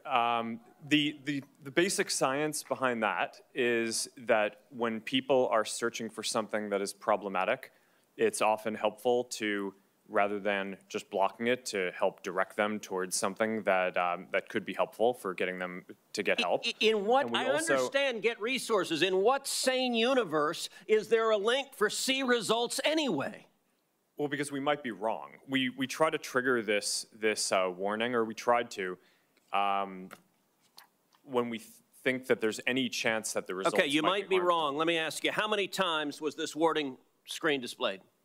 I don't know, but the you don't know. Why don't you know? I don't know the answer to that off the top of my head. But you know what, Mr. Zuckerberg? It's interesting you say you don't know it off the top of your head, because I asked it in June of 2023 in an oversight letter, and your company refused to answer. Will you commit right now to within 5 days answering this question for this committee? We'll follow up on that. Is that a yes? Not a will follow up. I know how lawyers write statements saying we're not going to answer. Will you tell us how many times this warning screen was displayed, yes or no? Senator, I'll personally look into it. I'm not sure if we have. Okay, so you're refusing to answer that. Let me ask you this. How many times did an Instagram user who got this warning that you're seeing images of child sexual abuse, how many times did that user click on see results anyway, I want to see that? Senator, I'm not sure if we stored that, but I'll personally look into this and we'll follow up after. And what follow-up did Instagram do when you have a potential pedophile clicking on, I'd like to see child porn? What did you do next when that happened? Senator, I think that an important piece of context here is that any context that we think is child sexual Mr. Zuckerberg, abuse, that's called a question. What did you do next when someone clicked, you may be getting child sexual abuse images, and they click see results anyway? What was your next step? You said you might be wrong. Did anyone examine, was it in fact child sexual abuse material? Did anyone report that user? Did anyone go and try to protect that child? What did you do next? Senator, we take down anything that we think is sexual abuse material on the service, and we do. Did anyone verify whether it was in fact child sexual abuse material? Senator, I don't know if every single search result we're following up on, but did you report the people who wanted it? Senator, do you want me to answer your question? Yeah, I want you to answer the question I'm asking. Did you report the people who click see results anyway? That's probably one of the factors that we use in reporting. And in general, and we've reported more people and done more reports like this to NCMEC, the National Center of Missing and Exploited Children, than any other company in the industry. We proactively go out of our way across our services to do this and have made, I think it's more than 26 million reports, which is more than the whole rest of the industry combined. So, Mr. Zuckerberg, your company and every social media company needs to do much more to protect children. All right, Mr. Chew, in the next couple of minutes I have, I want to turn to you. Are you familiar with China's 2017 National Intelligence Law, which states, quote, all organizations and citizens shall support, assist, and cooperate with national intelligence efforts in accordance with the law and shall protect national intelligence work secrets they are aware of? Yes, I'm familiar with this. TikTok is owned by ByteDance. Is ByteDance subject to the law? For the Chinese businesses that ByteDance owns, yes, it will be subject to this, but TikTok is not available in mainland China. And Senator, as we talked about in your office, we built Project Texas to put this out of reach. So ByteDance is subject to the law. Now, under this law, which says shall protect national intelligence work secrets they are aware of, it compels people subject to the law to lie, to protect those secrets. Is that correct? I cannot comment on that. What I said again is that we have moved it out of reach. Because you have to protect those secrets? No, Senator, TikTok is not available in mainland China. We have moved the data into an American cloud infrastructure. TikTok is controlled by ByteDance, which is subject to this law. Now, you said earlier, you said, and I wrote this down, we have not been asked for any data by the Chinese government, and we have never provided it. I'm going to tell you, and I told this when you and I met last week in my office, I do not believe you. And I'll tell you, the American people don't either. If you look at what is on TikTok in China, you are promoting to kids science and math videos, educational videos, and you limit the amount of time kids can be on TikTok. In the United States, you are promoting to kids self-harm videos and anti-Israel propaganda. Why is there such a dramatic difference? Senator, that is just not accurate. There's not a difference between what kids see in China and what kids see here? Senator, TikTok is not available in China. It's a separate experience there. What I'm saying is... But you have a company that is essentially the same, except it promotes beneficial materials instead of harmful materials. That is not true. We have a lot of science and math content here on TikTok. There's so much of it. I created a STEM feed for 100 billion views. Let me point to this, Mr. Chew. There was a report recently that compared hashtags on Instagram to hashtags on TikTok, and what trended, and the differences were striking. So, for something like hashtag Taylor Swift or hashtag Trump, researchers found roughly 2 Instagram posts for every 1 on TikTok. That's not a dramatic difference. That difference jumps to 8 to 1 for the hashtag Uyghur. And it jumps to 30 to 1 for the hashtag Tibet. And it jumps to 57 to 1 to the hashtag Tiananmen Square, and it jumps to 174 to 1 for the hashtag Hong Kong protest. Why is it that on Instagram, people can put up a hashtag Hong Kong protest 174 times compared to TikTok? What censorship is TikTok doing at the request of the Chinese government? None. Senator, that analysis is flawed. The analysis is flawed. It's been debunked by other external sources like the Cato Institute. Fundamentally, a few things happen here. Not all videos carry hashtags. That's the first thing. The second thing is that you cannot selectively choose a few words within a certain time period. Why the difference between Taylor Swift and Tiananmen Square? What happened in Tiananmen Square? Senator, there was a massive protest during that time. But what I'm trying to say is our users can freely come and post this content. Why would there be no difference on Taylor Swift, or a minimal difference, and a massive difference on Tiananmen Square or Hong Kong? Senator, could you wrap up, please? Senator, our algorithm does not suppress any content simply based on to it. answer that question, why is there a difference? Like I said, I think this analysis is flawed. You're selectively choosing some words over some periods. We haven't been around as long as other apps. There is an obvious difference. 174 to 1 for Hong Kong compared to Taylor Swift is dramatic. Senator Blumenauer. Thanks, Mr. Chairman. Mr. Zuckerberg. Blumenthal, I'm sorry. Thank you. I know both of them. That was good enough. Mr. Zuckerberg, you know who Antigone Davis is, correct? Yes. She's one of your top leaders. In September of 2021, she was global head of safety, correct? Yes. And you know that she came before a subcommittee of the Commerce Committee that I chaired at the time, Subcommittee on Consumer Protection, correct? Yes. And she was testifying on behalf of Facebook, right? Meta, but yes. It was then Facebook, but Meta now. And she told us, and I'm quoting, Facebook is committed to building better products for young people and to doing everything we can to protect their privacy, safety, and well-being on our platforms. And she also said, kids' safety is an area where, quote, we are investing heavily, end quote. We now know that statement was untrue. We know it from an internal email that we have received. It's an email written by Nick Clegg. You know who he is, correct? Yes. He was Meta's president of global affairs. And he wrote a memo to you, which you received, correct? It was written to you. So I can't see the email, but sure, I'll assume that you got that correct. And he summarized Facebook's problems. He said, quote, we are not on track to succeed for our core well-being topics. Problematic use, bullying and harassment, connections, and SSI, meaning suicidal self-injury. He said also in another memo, quote, we need to do more and we are being held back by a lack of investment.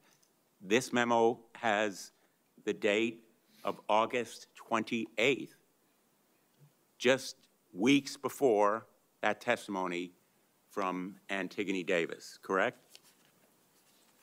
Sorry, Senator, I'm not sure what the date of the testimony was. Well, those are the dates on the emails.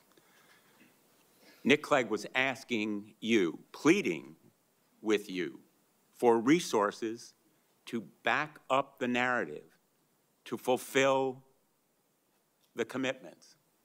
In effect, Antigone Davis was making promises that Nick Clegg was trying to fulfill, and you rejected that request for 45 to 84 engineers to do well-being or safety.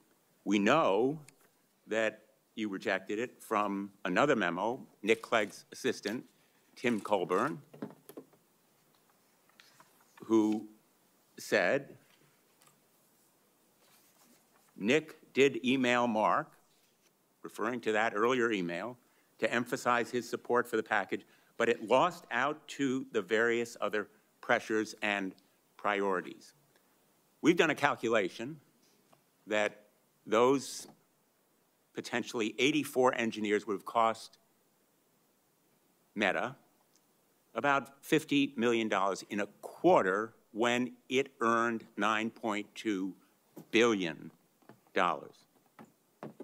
And yet it failed to make that commitment in real terms, and you rejected that request because of other pressures and priorities.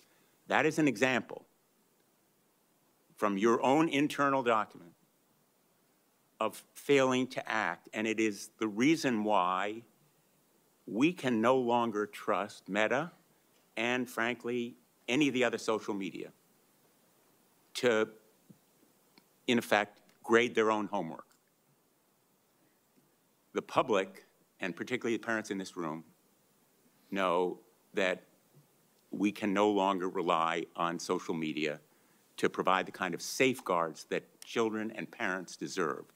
And that is the reason why passing the Kids Online Safety Act is so critically important. Mr. Zuckerberg, do you believe that you have a constitutional right to lie to Congress? Senator, no, but I mean, well, let me just clarify for you. I mean, I'd like the opportunity to respond. Let me just clarify for you. In a lawsuit brought by hundreds of parents, some in this very room, alleging that you made false and misleading statements concerning the safety of your platform for children, you argued in not just one pleading, but twice, in December and then in January, that you have a constitutional right to lie to Congress. Do you disavow that filing in court? Senator, I don't know what filing you're talking about, but I testified honestly and truthfully, and I would like the opportunity to respond to the previous things that you showed as well. Well, I have a few more questions, and let me ask others who are here, because I think it's important to put you on record. Who will support the Kids Online Safety Act? Yes or no? Mr. Citron.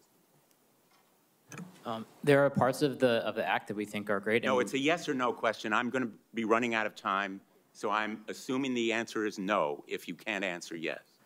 We very much think that the national privacy standard would be great. Mr. Spiegel? Senator, we strongly support the Kids Online Safety Act, and we've already implemented many of its core provisions. Thank you. I welcome that support, along with Microsoft's support.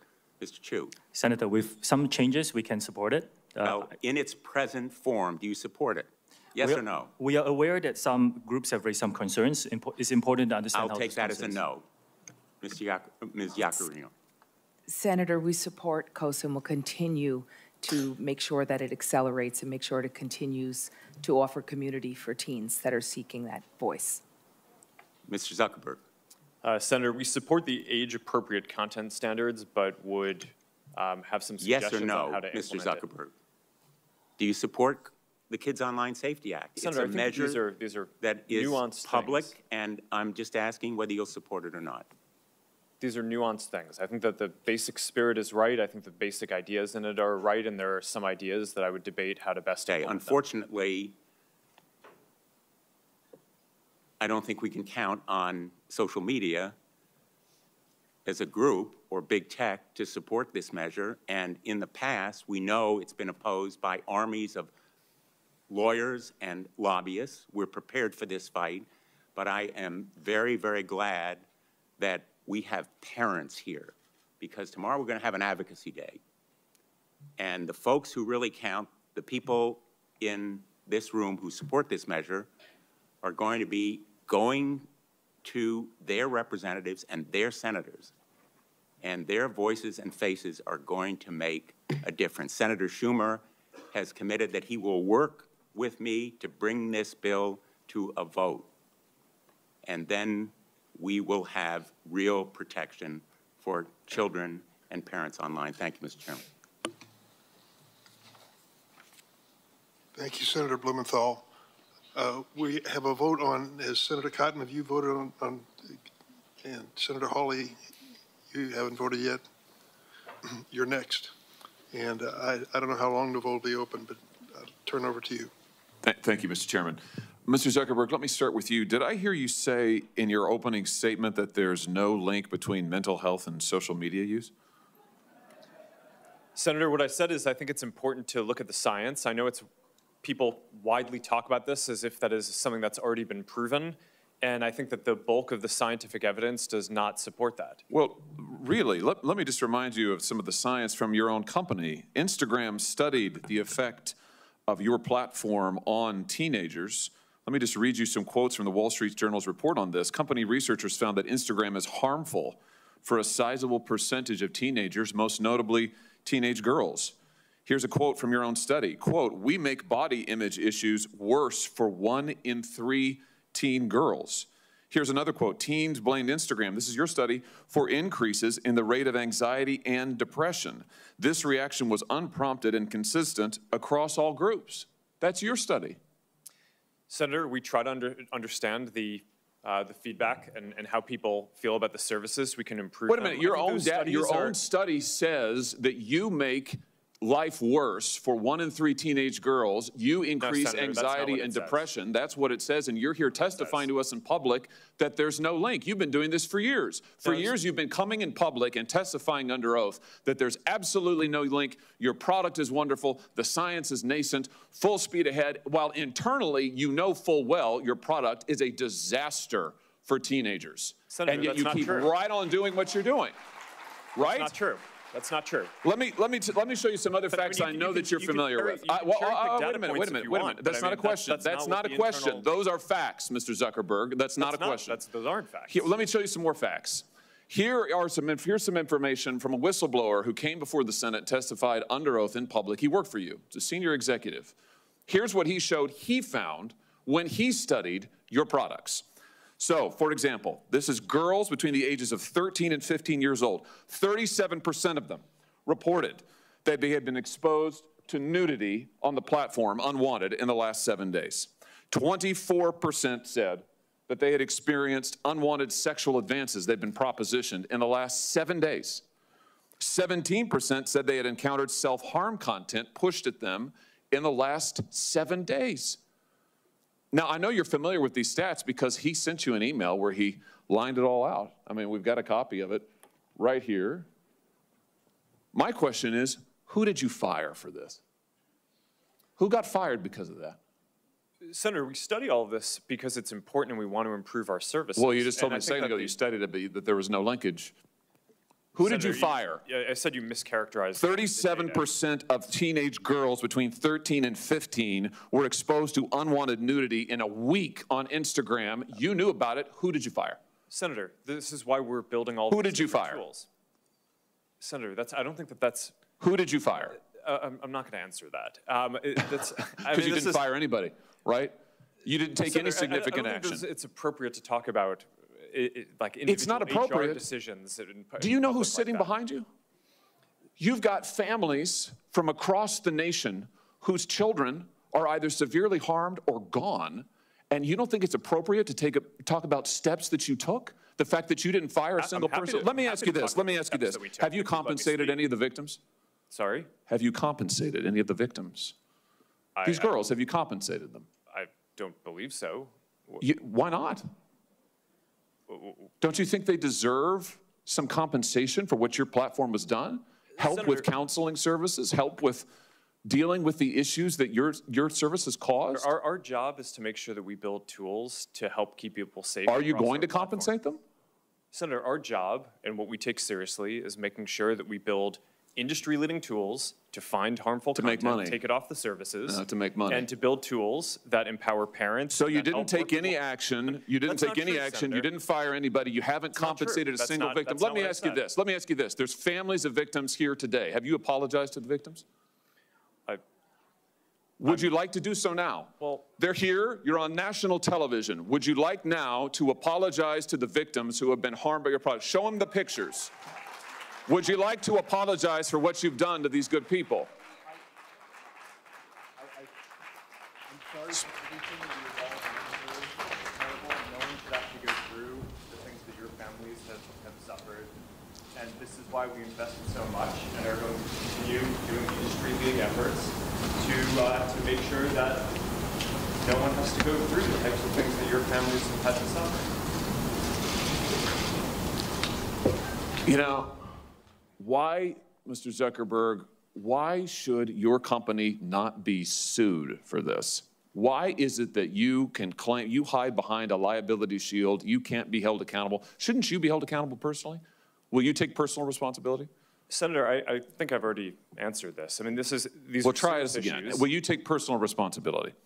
Senator, I view my job and the job of our company as building the best tools that we can to keep our community safe. Well, you're failing at that. Well, Senator, we're doing an industry-leading effort. We build AI tools nonsense. Your product is killing people. Will you personally commit to compensating the victims? You're a billionaire. Will you commit to compensating the victims? Will you set up a compensation fund Senator, with your money? I think these are with your money.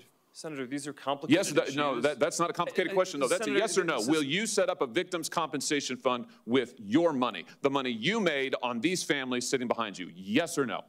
Senator, I don't think that's my job is to Sounds make sure like a that we no. build good tools. My Sounds job like a is no. to make sure that Your job is to be responsible for what your company has done. You've made billions of dollars on the people sitting behind them. Are you here? You've done nothing to help them. You've done nothing to compensate them. You've done nothing to put it right. You could do so here today, and you should.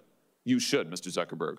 Before my time expires, Mr. Chew, let me just ask you, your platform, why should your platform not be banned in the United States of America? You are owned by a Chinese communist company or a company based in China. The editor-in-chief of your parent company is a Communist Party secretary. Your company has been surveilling Americans for years. According to leaked audio from more than 80 internal TikTok meetings, China-based employees of your company have repeatedly accessed non-public data of United States citizens. Your company has tracked journalists improperly gaining access to their IP addresses, user data, in an attempt to identify whether they're writing negative stories about you. Why should, your platform is basically an espionage arm for the Chinese Communist Party. Why should you not be banned in the United States of America? Senator, I disagree with your characterization. Many of what you have said, we have explained in a lot of detail.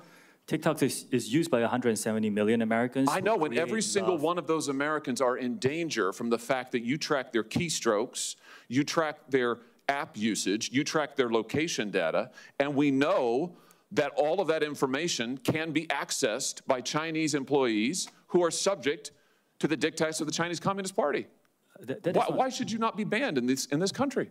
Senator, that is not accurate. A lot of what you describe we collect, we don't. It is 100% accurate. Do you deny that repeatedly Americans' data has been accessed by ByteDance employees in China?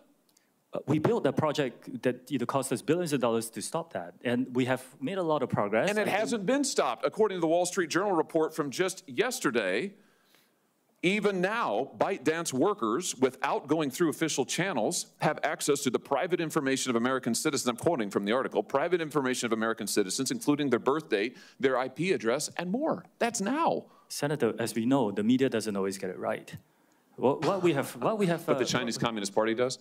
I'm not saying that. What I'm saying is that we've spent billions of dollars to build this project. It's rigorous, it's robust, it's unprecedented, and I'm proud of the work that the 2,000 employees are doing to protect the data. But it's not protected. That's the problem, Mr. Chew. It's not protected at all. It's subject to Communist Chinese Party inspection and review. Your app, unlike anybody else sitting here, and heaven knows I've got problems with everybody here, but your app, unlike any of those, is subject to the control and inspection of a foreign hostile government that has actively trying to track the information and whereabouts of every American that they get their hands on. Your app ought to be banned in the United States of America for the security of this country. Thank you, Mr. Chairman. Senator Hirono. Thank you, Mr. Chairman. As we've heard, children face all sorts of dangers when they use social media, from mental health harms to sexual exploitation, even trafficking. Sex trafficking is a serious problem in my home state of Hawaii, especially for Native Hawaiian victims. That social media platforms are being used to facilitate this trafficking, as well as the creation and distribution of CSPAN is deeply concerning, but it's happening. For example, several years ago, a military police officer stationed in Hawaii was sentenced to 15 years in prison for producing CSPAN as part of his online exploitation of a minor female. He began communicating with this 12-year-old girl through Instagram. He then used Snapchat to send her sexually explicit photos and to solicit such photos from her. He later used these photos to blackmail her. And just last month, the FBI arrested a neo-Nazi cult leader in Hawaii who lured victims to his Discord server.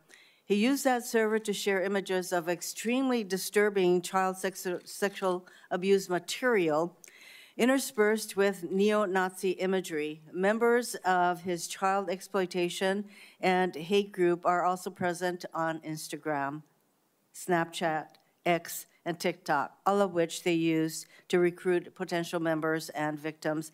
In many cases, including the ones I just mentioned, your companies played a role in helping law enforcement investigate these offenders.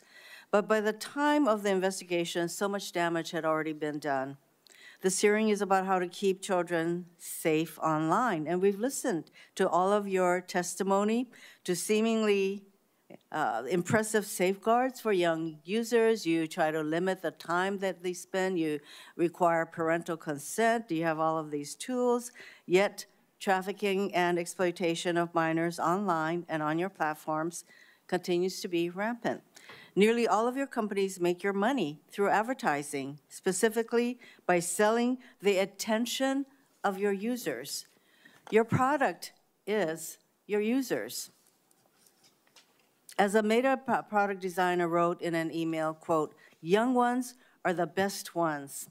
You want to bring people to your service young and early," end quote. In other words, hook them early. Research published last month by Harvard School of Public Health estimates that Snap makes an astounding 41% of its revenues by addressing to users under 18. With TikTok, it's 35%. 7 of the 10 largest Discord servers, attracting many paying users, are for games used primarily by teens, by children. All this is to say that social media companies, yours and others, make money by attracting kids to your platforms. But ensuring safety doesn't make money, it costs money. If you are going to continue to attract kids to your platforms, you have an obligation to ensure they are safe on the platforms, because the current situation is untenable. That is why we're having this hearing. But to ensure safety for our children, that costs money. Your companies cannot continue to profit off young users, only to look the other way when those users, our children, are harmed online. We've had a lot of comments about Section 230 protections. And I think we are definitely heading in that direction. And some of the 5 bills that we have already passed out of this committee talks about limiting the liability protections for you. Last November, this is for Mr. Zuckerberg. Last November, the Privacy Technology Subcommittee heard testimony from Arturo Bejar in response to one of my questions about how to ensure that social media companies focus more on child safety. He said, and I am paraphrasing a little bit.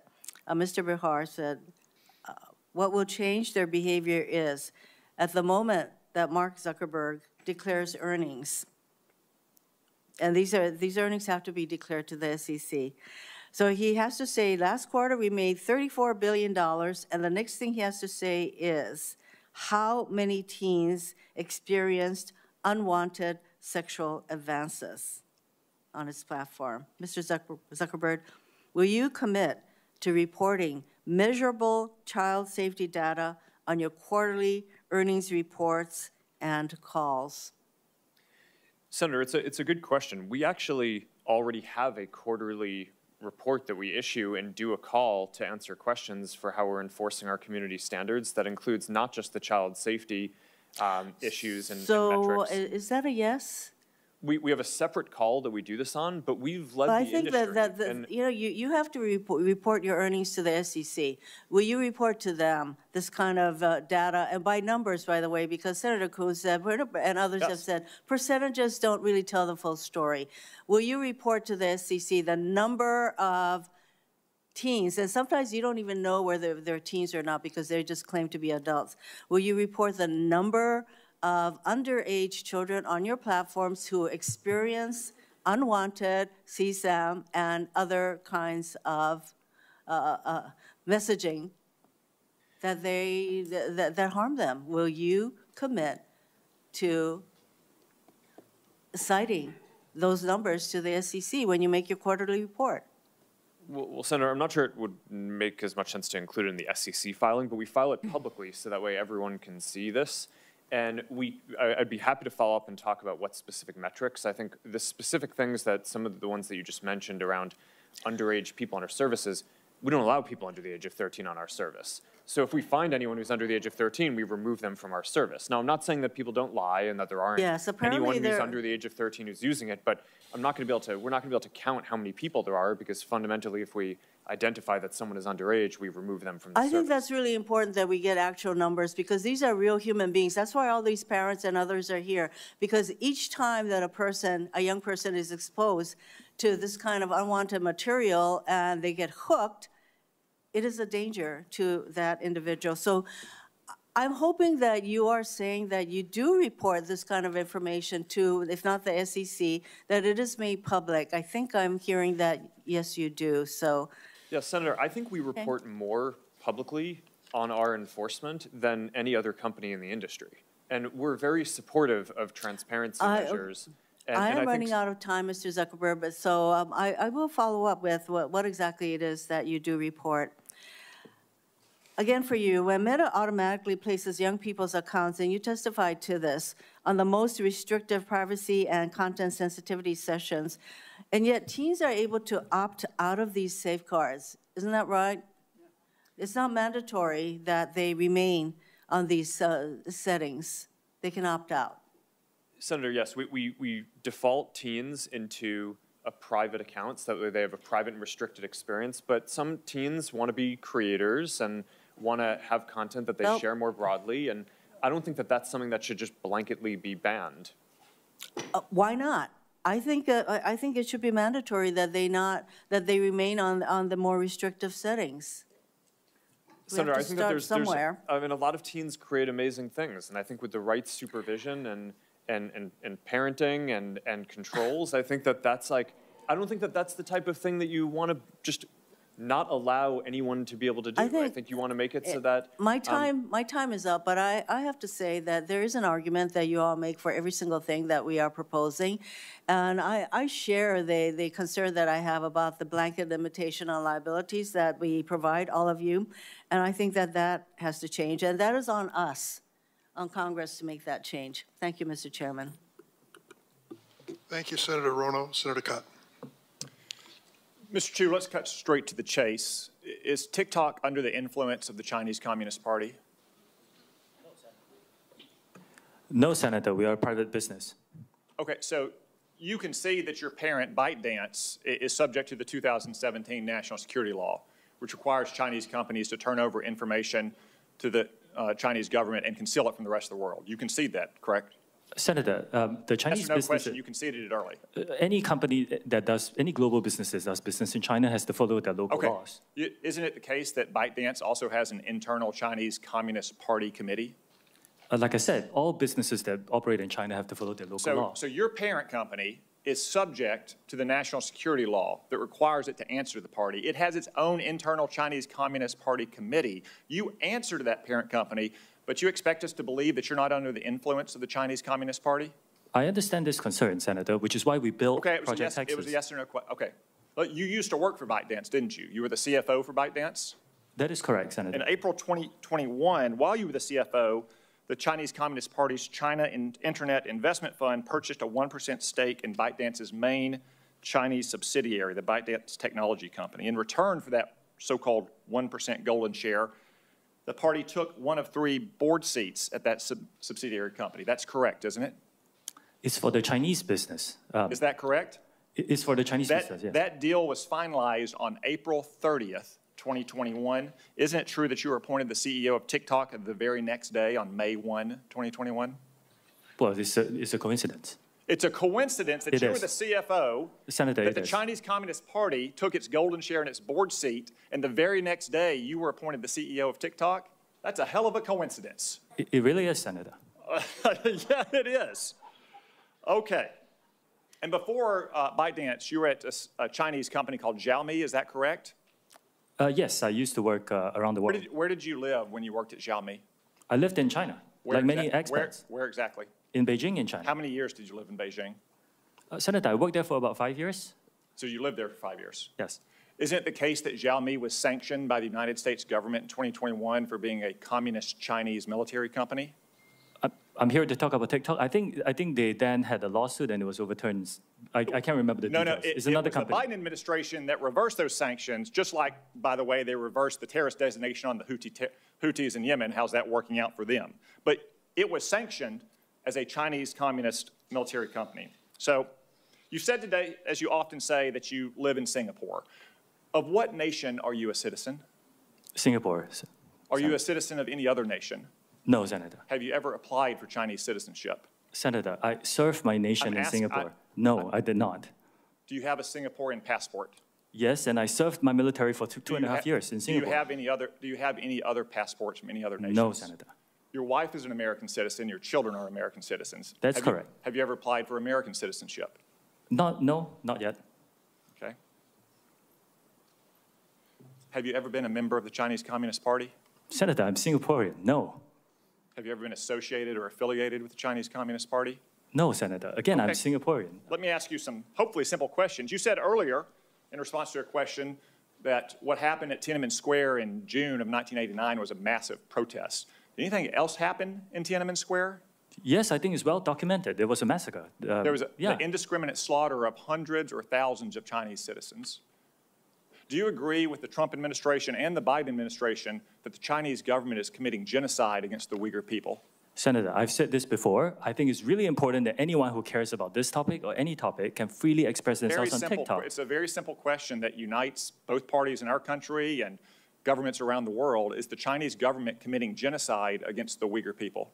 Senator, anyone, including, you can come into TikTok and talk about this topic. I'm asking you, or any topic that matters to you. You are a worldly, cosmopolitan, well-educated man who's expressed many opinions on many topics. Is the Chinese government committing genocide against the Uyghur people? Actually, Senator, I talk mainly about my company, and I'm here to talk about what TikTok does. Yes or no? You're here to give testimony that's truthful and honest and complete. Let me ask you this. Joe Biden last year said that Xi Jinping was a dictator. Do you agree with Joe Biden? Is Xi Jinping a dictator? Senator, I'm not going to comment on any world leaders. Why won't you answer these very simple questions? Senator, it's not appropriate for me as a businessman to comment on world leaders. Are you scared that you'll lose your job if you say anything negative about the Chinese Communist Party? I disagree that. You will find content that is critical of China on our platform. The next time you go on, are you scared that you'll be arrested and disappear the next time you go to mainland China? Senator, you will find content that's critical of China and any other country freely on TikTok. Okay. Let's turn to what TikTok, a tool of the Chinese Communist Party, is doing to America's youth. Does the name Mason Edens ring a bell? Senator, you may have to give me more specifics if you don't mind. Yeah, he was a 16-year-old Arkansan. After a breakup in 2022, he went on your platform and searched for things like inspirational quotes and positive affirmations. Instead, he was served up numerous videos glamorizing suicide until he killed himself by gun. What about the name Chase Nazca? Does that ring a bell? Would you mind giving me more details, please? He was a 16-year-old who saw more than 1,000 videos on your platform about violence and suicide until he took his own life by stepping in front of a plane or train. Are you aware that his parents, Dean and Michelle, are suing TikTok and ByteDance for pushing their son to take his own life? Yes, I'm aware of that. Okay. Finally, Mr. Chew, has the Federal Trade Commission sued TikTok during the Biden administration? Senator, I cannot talk about whether there's any ongoing... Are you currently being sued by the Federal Trade Commission? Senator, I cannot talk about any potential lawsuits. I didn't say whether they happen potential, or not. actual. Are you being sued by the Federal Trade Commission? Senator, I think I've given you my answer. I cannot talk about. The answer is no. Ms. Yaccarino's company is being sued, I believe. Mr. Zuckerberg's company is being sued, I believe. Yet TikTok, the agent of the Chinese Communist Party, is not being sued by the Biden administration. Are you familiar with the name Christina Kafara? You may have to give me more details. Christina Kafara was a paid advisor to ByteDance, your communist-influenced parent company. She was then hired by the Biden FTC to advise on how to sue Mr. Zuckerberg's company.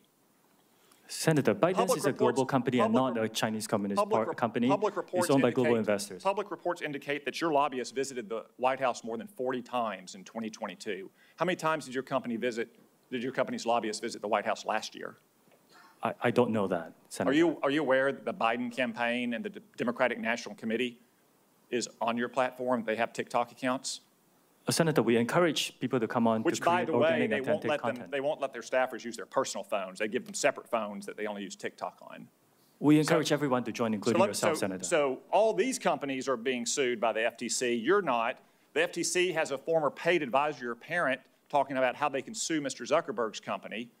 Joe Biden's re-election campaign, the Democratic National Committee, is on your platform. Let me ask you, have you or anyone else at TikTok communicated with or coordinated with the Biden administration, the Biden campaign, or the Democratic National Committee to influence the flow of information on your platform?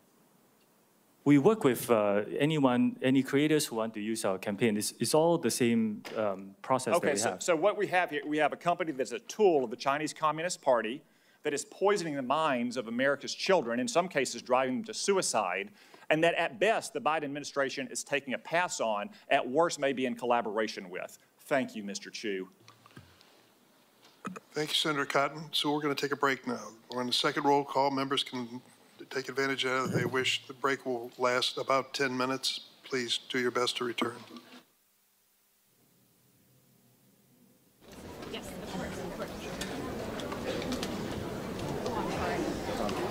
Are you trying to go through this? We're going to meet some families. Got it. Okay. I think these guys are also coming this way. Just FYI. Excuse us. Sorry. Excuse us. Excuse us. Watch your step. I'm in Santa Clarita, California. Just watch your step there. Just watch your step there. Okay. Thank you. Just watch your step. Watch your step there. Snapchat is the largest drug trafficking organization in the United States of America, and nobody is talking about that. I'm not kidding you either. Snapchat is the largest drug trafficking organization in the United States of America. I'm Hispanic. A lot of my Hispanic friends are being misinformed by parents. Killing non-addicted children who are using social media. I do presentations to school. I give presentations for documentary. Yeah, that's true. I only got a few in the room. Because we feel that we have been abandoned.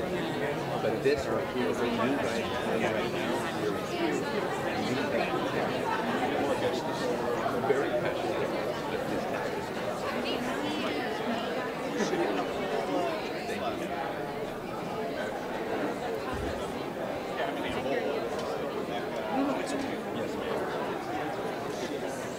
I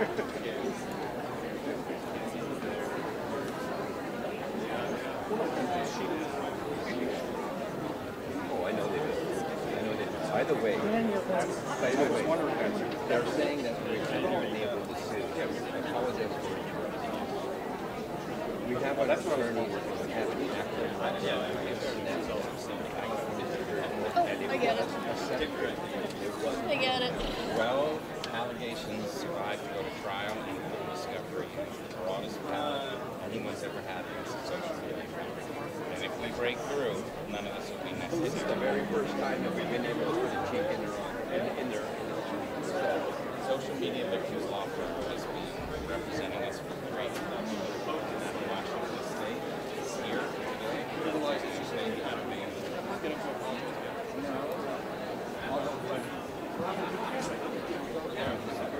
Can I tell you about a law named after our son that's going through the House, and I'd love for a sponsor in the Senate? It's called Sammy's Law. It requires third-party safety software for any platform. A short break here in the Senate Judiciary Committee hearing on child sexual exploitation. Bloomberg News writes the committee is considering several proposals that seek to hold tech companies accountable, strengthen protections for young users, and stop children's sexual exploitation online. Yet a myriad of tech trade groups and civil liberties organizations have criticized many of the proposed measures as flawed and counterproductive, arguing they would worsen online privacy and safety if advanced. The story says a handful of social media companies, including TikTok and Meta, are facing lawsuits in California that claim the companies were negligent and ignored the potential harms their platforms created for teens. That from Bloomberg. As we heard, this is just a brief break. We'll stay here and we'll watch as we wait for the hearing to continue.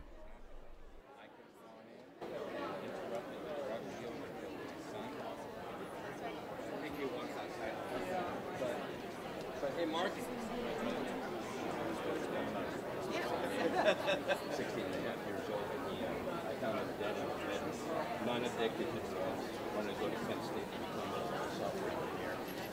And he suffered from ADHD, severe depression, very high systemic. And he reached out to a drug dealer on Snapchat, thought he was about to do him $30. He had that. He later died in Los Angeles. This is my There's an organization for social media safety. And he wrote Sammy's Law, and he is by parents' right. And you're the counsel, very distinguished counsel. Long time ago in Brian Sherman's office. You're very lucky.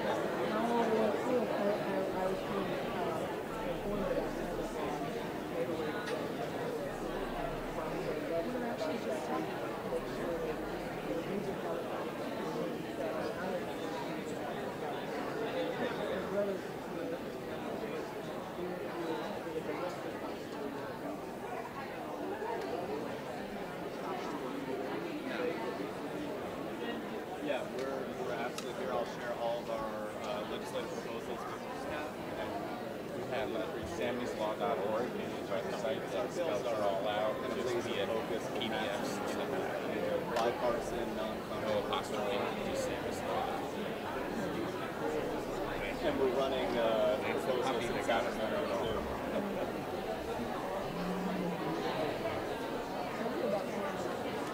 So Sammy was 16 when he passed away. He's a football player. She's in school. And we taught him mining Bitcoin in our closet. He was determined to be the world's first billionaire.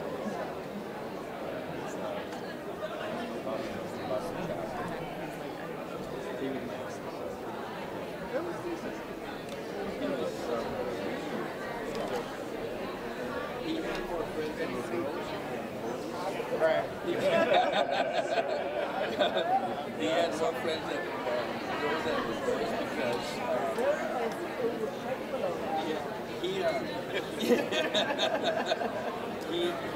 they said because he gave the best girlfriend advice in the whole world. He would open doors when they went to go sit down. He would pull out their chairs. Here's another picture. was expensive. He lived tons Yes. But we've been going all through Los Angeles County. We've been working with, I worked with Los Angeles Police Department as well. I've been testified in Congress and in the Senate for many. I came here also, my organization, I gave presentations at customer because our law enforcement, they see what's happening, but they don't see the faces of the people who are being impacted. So when they see our presentations, I've had I should say, the drug enforcement administration yesterday, the operations team, and us, I was there about 125 agents we had. They're very empathetic. They're at Long Beach. But this is, you know, fentanyl is the first time. A live look here at the Senate Judiciary Committee hearing room as we wait for members to return and for Dick Durbin to gavel the meeting back into session. Senators today considering legislation to help protect children online. Vanguard writes that currently, under U.S. law, web platforms are largely shielded from any legal liability in relation to content that's shared on their website. While lawmakers would like to set up more rules to increase online safety, the story says new laws have been stymied by a politically divided Washington and intense lobbying by big tech. One proposal is the Kids Online Safety Act, which aims to protect children from algorithms that might trigger anxiety or depression. Another idea would require social media platforms to verify the age of account holders and completely bar children under the age of 13 from signing up. We may hear more about possible solutions when the hearing continues, live here on C-SPAN 3.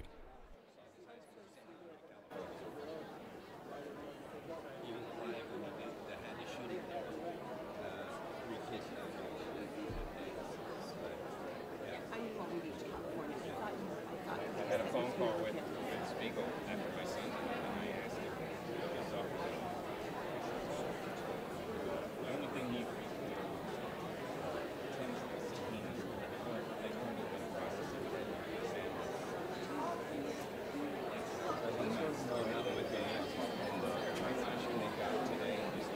Oh, you can. I can give you my card, and you can look at our website and look at our documentary and then see. It's only 22 minutes long, but that's what we use in all the junior high schools and high schools to raise awareness and educate the kids on the dangers of the inherent danger of any kind of web, especially young people. Still, I don't know why I just try to. Thank you. And I'm looking forward to the documentary. Yes, please watch it. You'll find it on our website. I will. Thank you so much.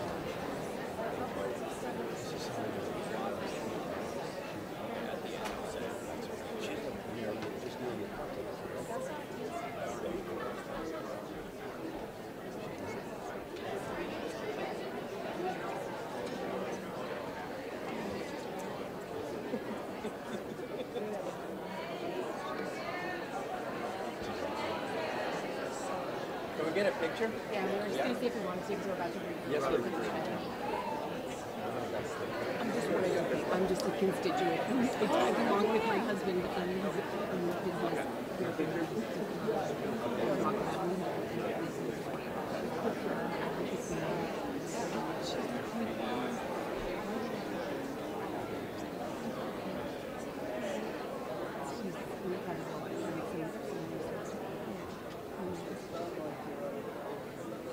Well, she'll continue.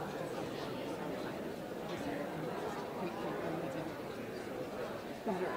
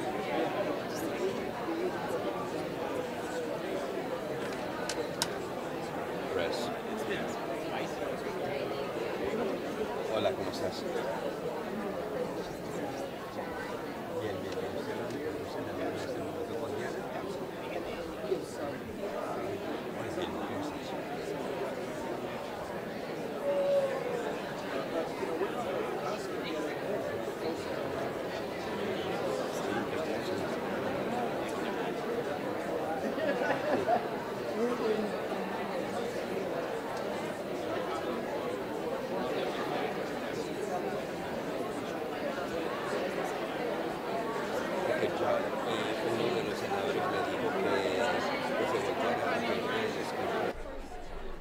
A live look here at the Senate Judiciary Committee hearing room as we wait for members to return and for Dick Durbin to gavel the meeting back into session. Senators today considering legislation to help protect children online. Vanguard writes that currently, under U.S. law, web platforms are largely shielded from any legal liability in relation to content that's shared on their website.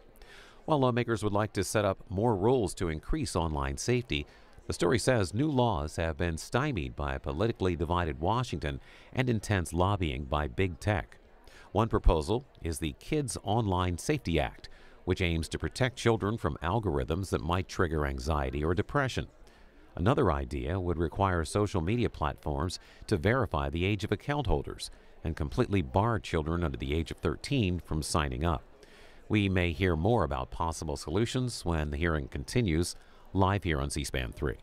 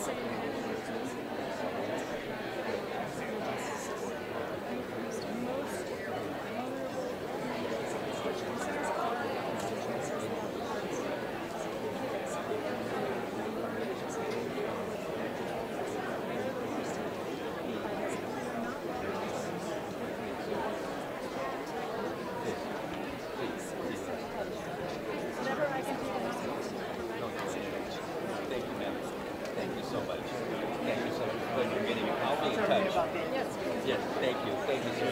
Thank you so much. Justin, wait here.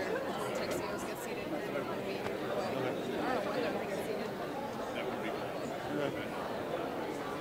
It's been through Solomon, and I just ran out of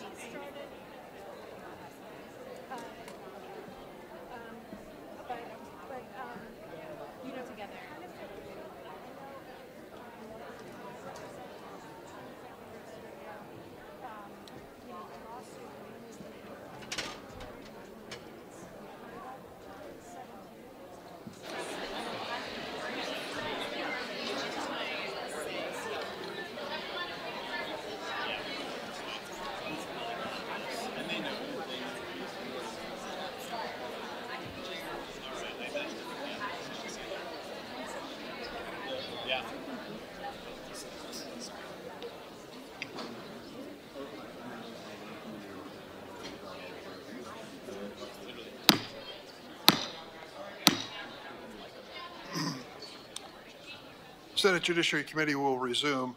We have 9 senators who have not asked questions yet in 7-minute rounds. And we'll turn first to Senator Padilla. Thank you, Mr. Chair. Colleagues, as we reconvene, I'm proud once again to share that I am one of the few senators with younger children. And I lead with that because as we are having this conversation today, it's not lost on me that between my children, who are all now in the teen and preteen category, and their friends, I see this issue very up close and personal. And in that spirit, I want to take a second to just acknowledge and thank all the parents who are in the audience today, many of whom have shared their stories with our offices, and I credit them for finding strength through their suffering, through their struggle, and channeling that into the advocacy that is making a difference. I thank all of you. Now, I appreciate, again, personally, the challenges that parents and caretakers, school personnel, and others face in helping our young people navigate this world of social media and technology in general. Now, the services our children are growing up with provide them unrivaled access to information. I mean, this is beyond what previous generations have experienced. And that includes learning opportunities, socialization, and much, much more. But we also clearly have a lot of work to do to better protect our children from the predators and predatory behavior that these technologies have enabled. And yes, Mr. Zuckerberg, that includes exacerbating the mental health crisis in America. Nearly all teens we know have access to smartphones and the internet and use the internet daily. And while guardians do have primary responsibility for caring for our children, the old adage says it takes a village.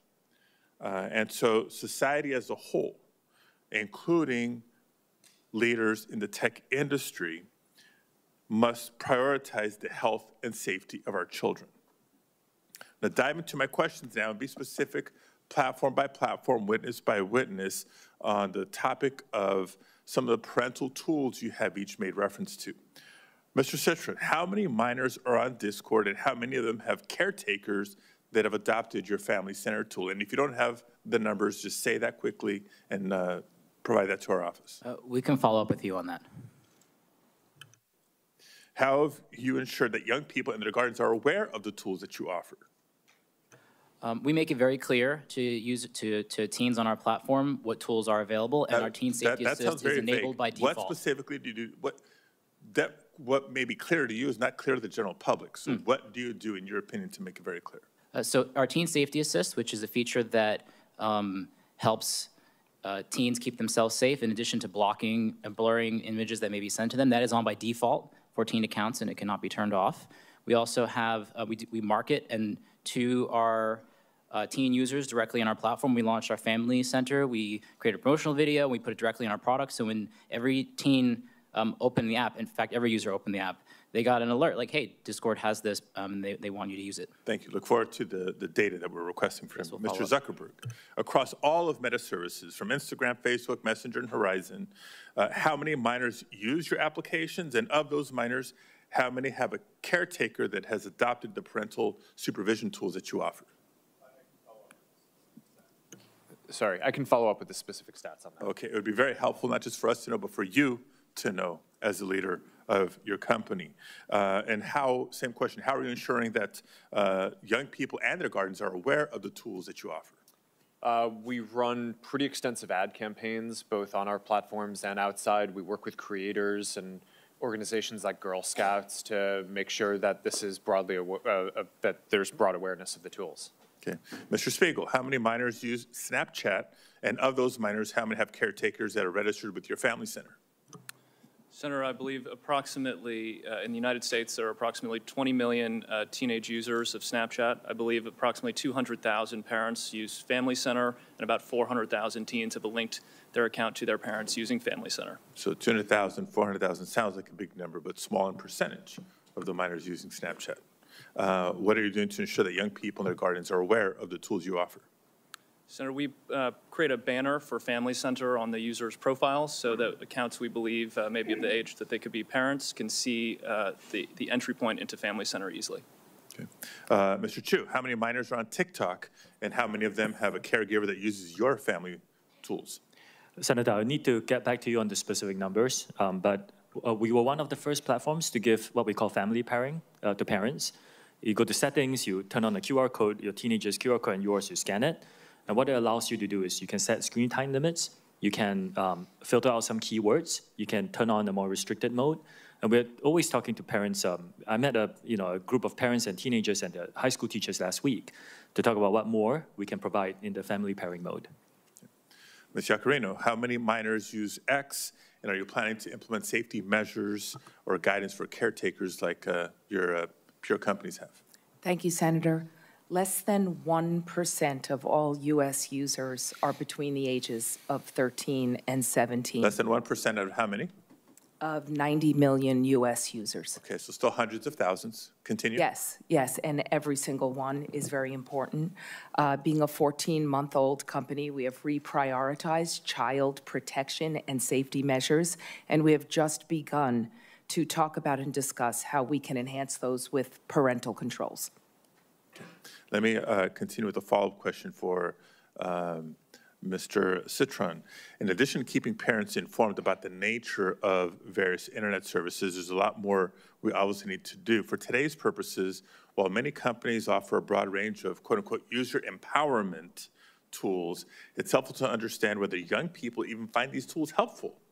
So appreciate you sharing your Teen Safety Assist and the tools and how you're advertising it, but have you conducted any assessment of how these features are impacting minors' use of your platform?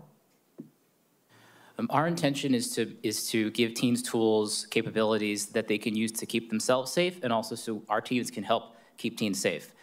We recently launched Teen Safety Assist last year, and I do not have a study off the top of my head, but we'd be happy to follow up with you on that. Okay. My time is up. I'll have follow-up questions for each of you, either in the second round or through statements for the record on a similar assessment of the tools that you've proposed. Thank you, Mr. Chair. Thank you, Senator Padilla. Senator Kennedy. Thank you all for being here. Mr. Spiegel, I see you hiding down there. What does yada, yada, yada mean? I'm not familiar with the term, Senator. Very uncool. Can we agree that what you do, not what you say, what you do is what you believe and everything else is just cottage cheese? Yes, Senator. You agree with that? Speak up. Don't be shy. I've listened to you today. I've heard a lot of yada, yada, yadaing. And I've heard you talk about the reforms you've made, and I appreciate them. And I've heard you talk about the reforms you're going to make. But I don't think you're going to solve the problem. I think Congress is going to have to help you.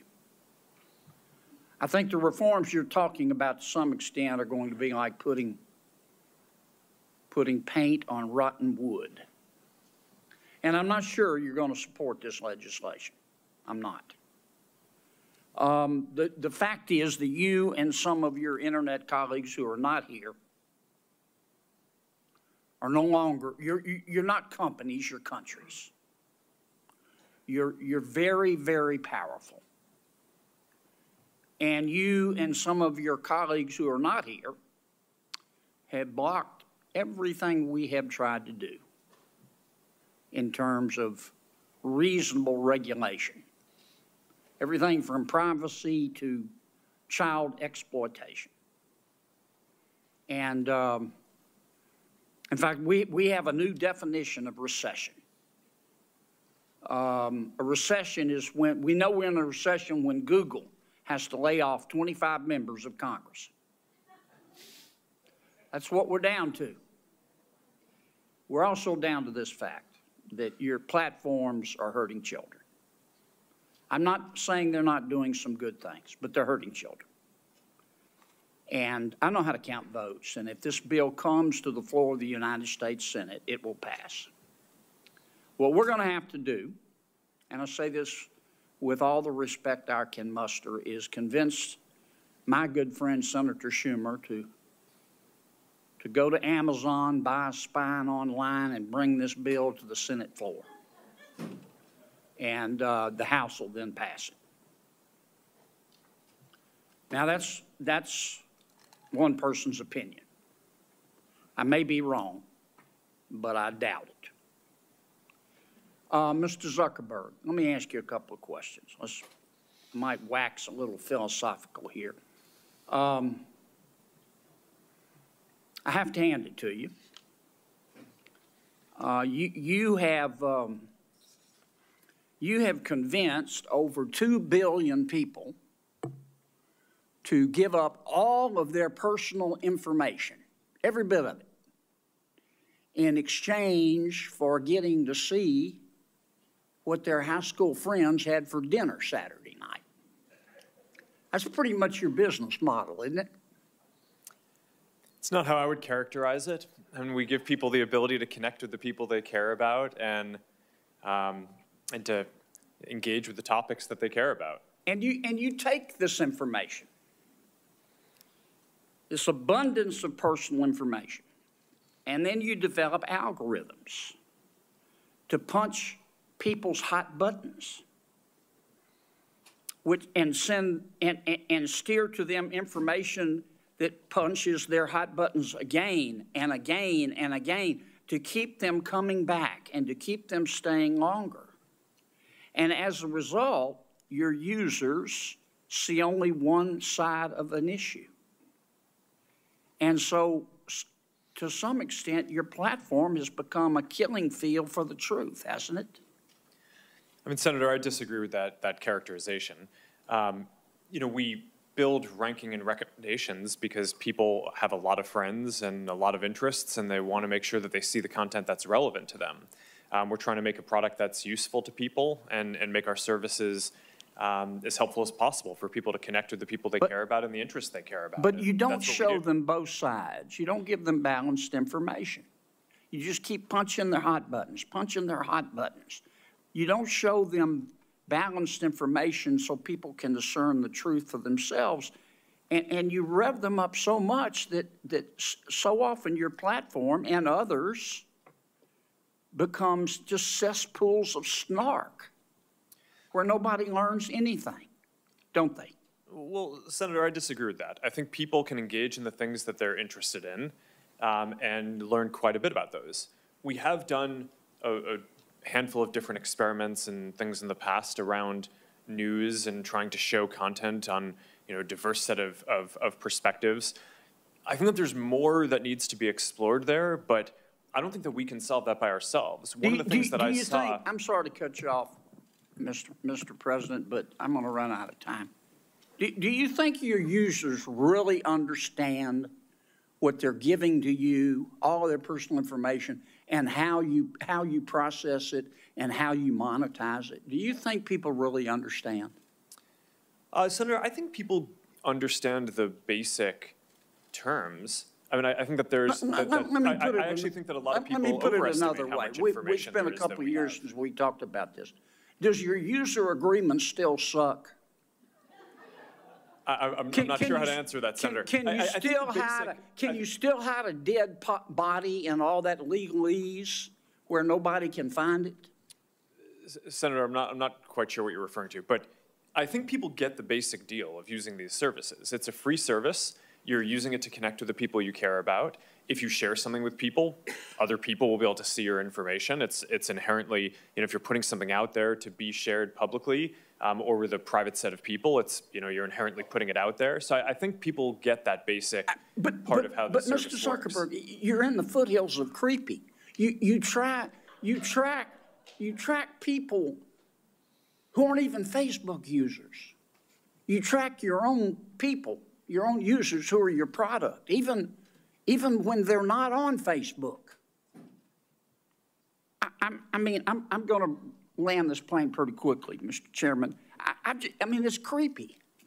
And I understand you make a lot of money doing it, but I just wonder if our technology is greater than our humanity. I mean, let me ask you this final question. Instagram is harmful to young people, isn't it? Senator, I disagree with that. That's not what the research shows on balance. That doesn't mean that individual people don't have issues and that there aren't things that we need to do to help provide the right tools for people. But across all of the research that we've done internally, I mean, the survey that the senator previously cited, there are 12 or 15 different categories of harm that we asked teens if they felt that Instagram made it worse or better. And across all of them, except for the one that Senator Hawley cited, more people said that using Instagram made the different issues that they face, Mr. Zuckerberg, either positive or... we just have to agree to disagree. If you believe that Instagram, I'm not saying it's intentional, but if you agree that if you think that Instagram is not hurting millions of our young people, particularly young teens, particularly young women, you shouldn't be driving. It is. Thanks. Senator Butler.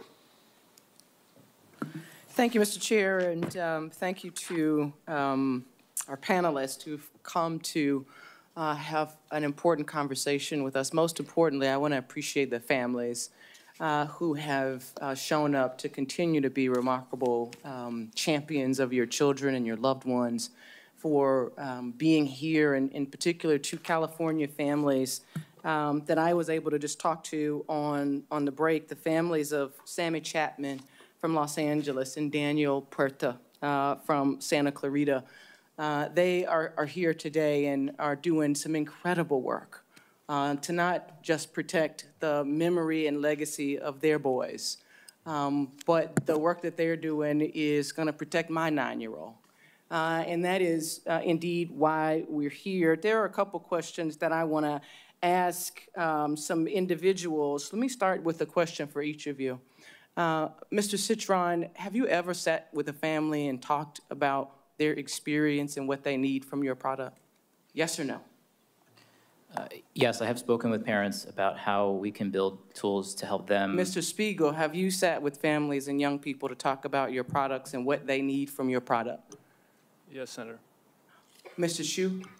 Yes, I just did it 2 weeks ago, for example. I don't want to know what you did for the hearing prep, Mr. Chu. I just wanted to know if you did anything Senator, in terms of designing the product that you are creating.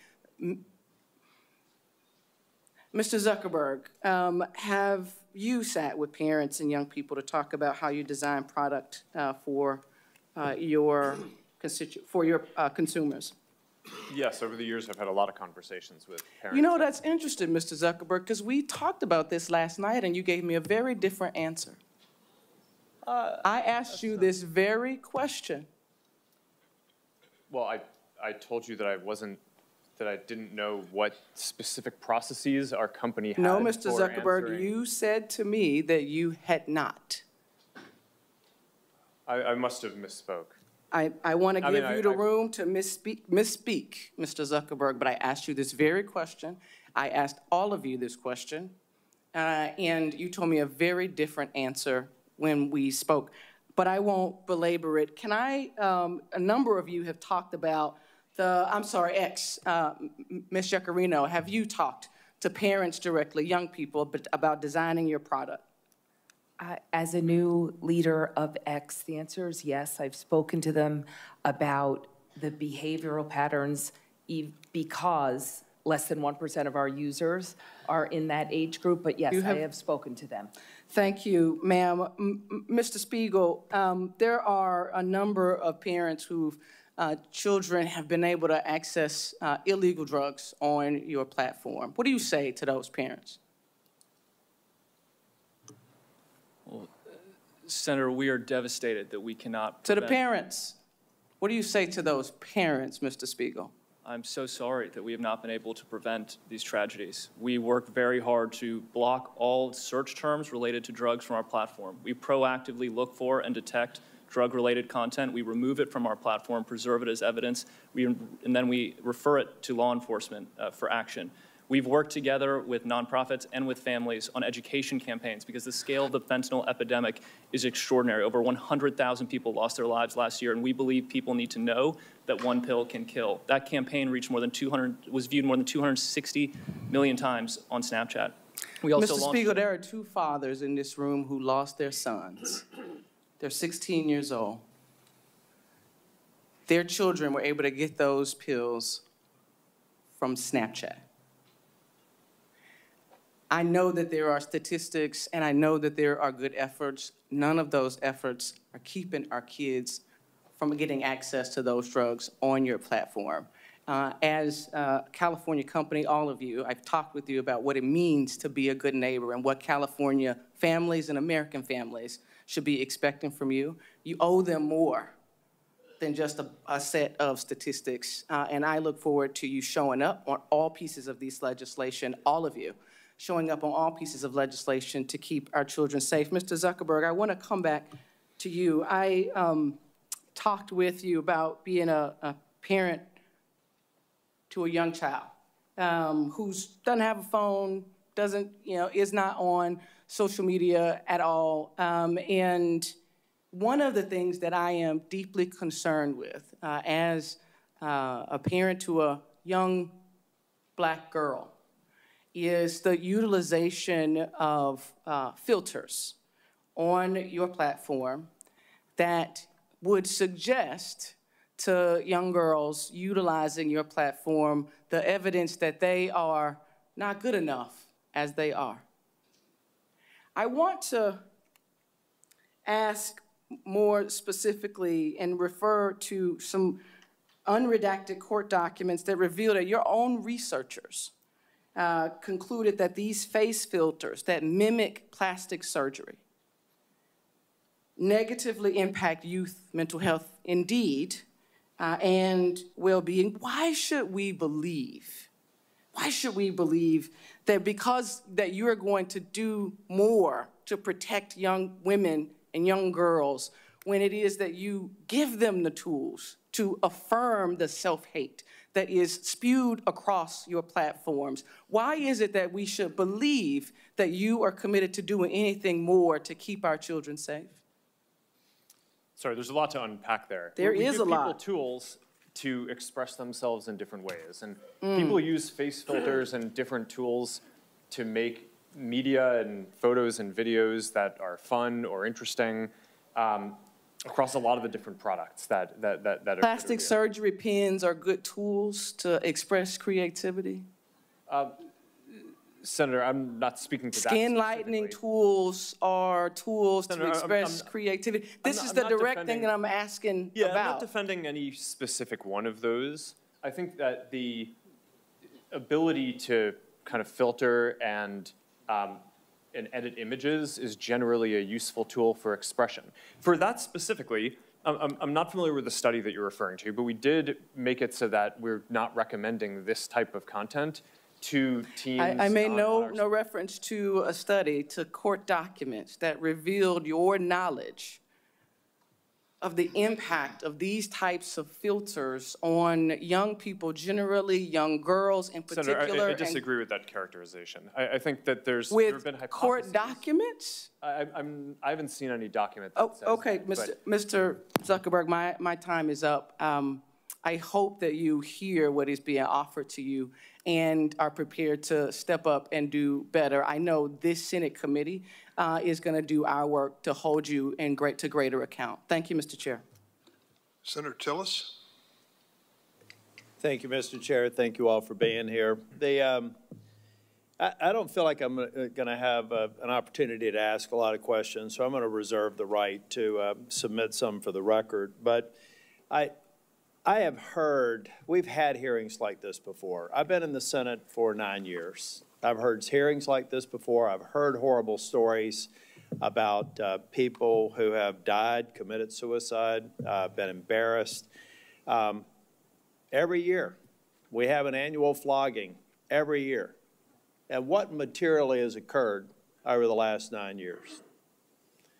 Do any of you all, just yes or no question, do any of y'all participate in an industry consortium trying to make this fundamentally safe across platforms? Yes or no, Mr. Zuckerberg? Yes. There's a variety of organizations. Do you participate in them?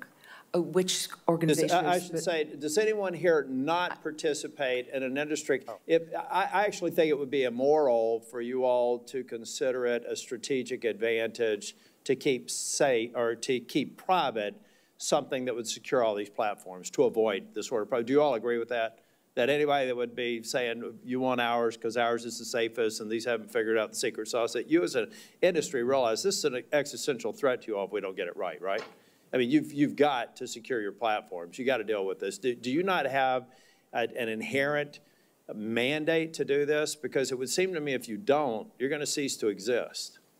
I mean, we could regulate you out of business if we wanted to. And the reason I'm saying it may sound like a criticism. It's not a criticism. I think we have to understand that there should be an inherent motivation for you to get this right. Or Congress will make a decision that could potentially put you out of business. Here's the reason I have a concern with that, though.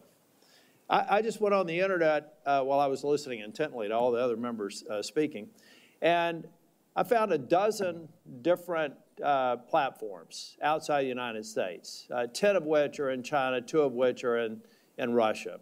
Their daily average subscriber or active membership numbers in the billions. Well, people say you can't get on China's version of TikTok.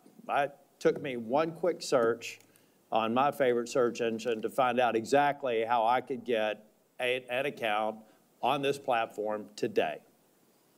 And so the other thing that we have to keep in mind, I come from technology. I could figure out, ladies and gentlemen, I could figure out how to influence your kid without them ever being on a social media platform. I can randomly send text and get a bite and then find out an email address and get compromising information. It is horrible to hear some of these stories, and I have shared and I've had these stories occur in my hometown down in North Carolina. But if we only come here and make a point today and don't start focusing on making a difference, which requires people to stop shouting and start listening and start passing language here, the bad actors are just going to be off our shores.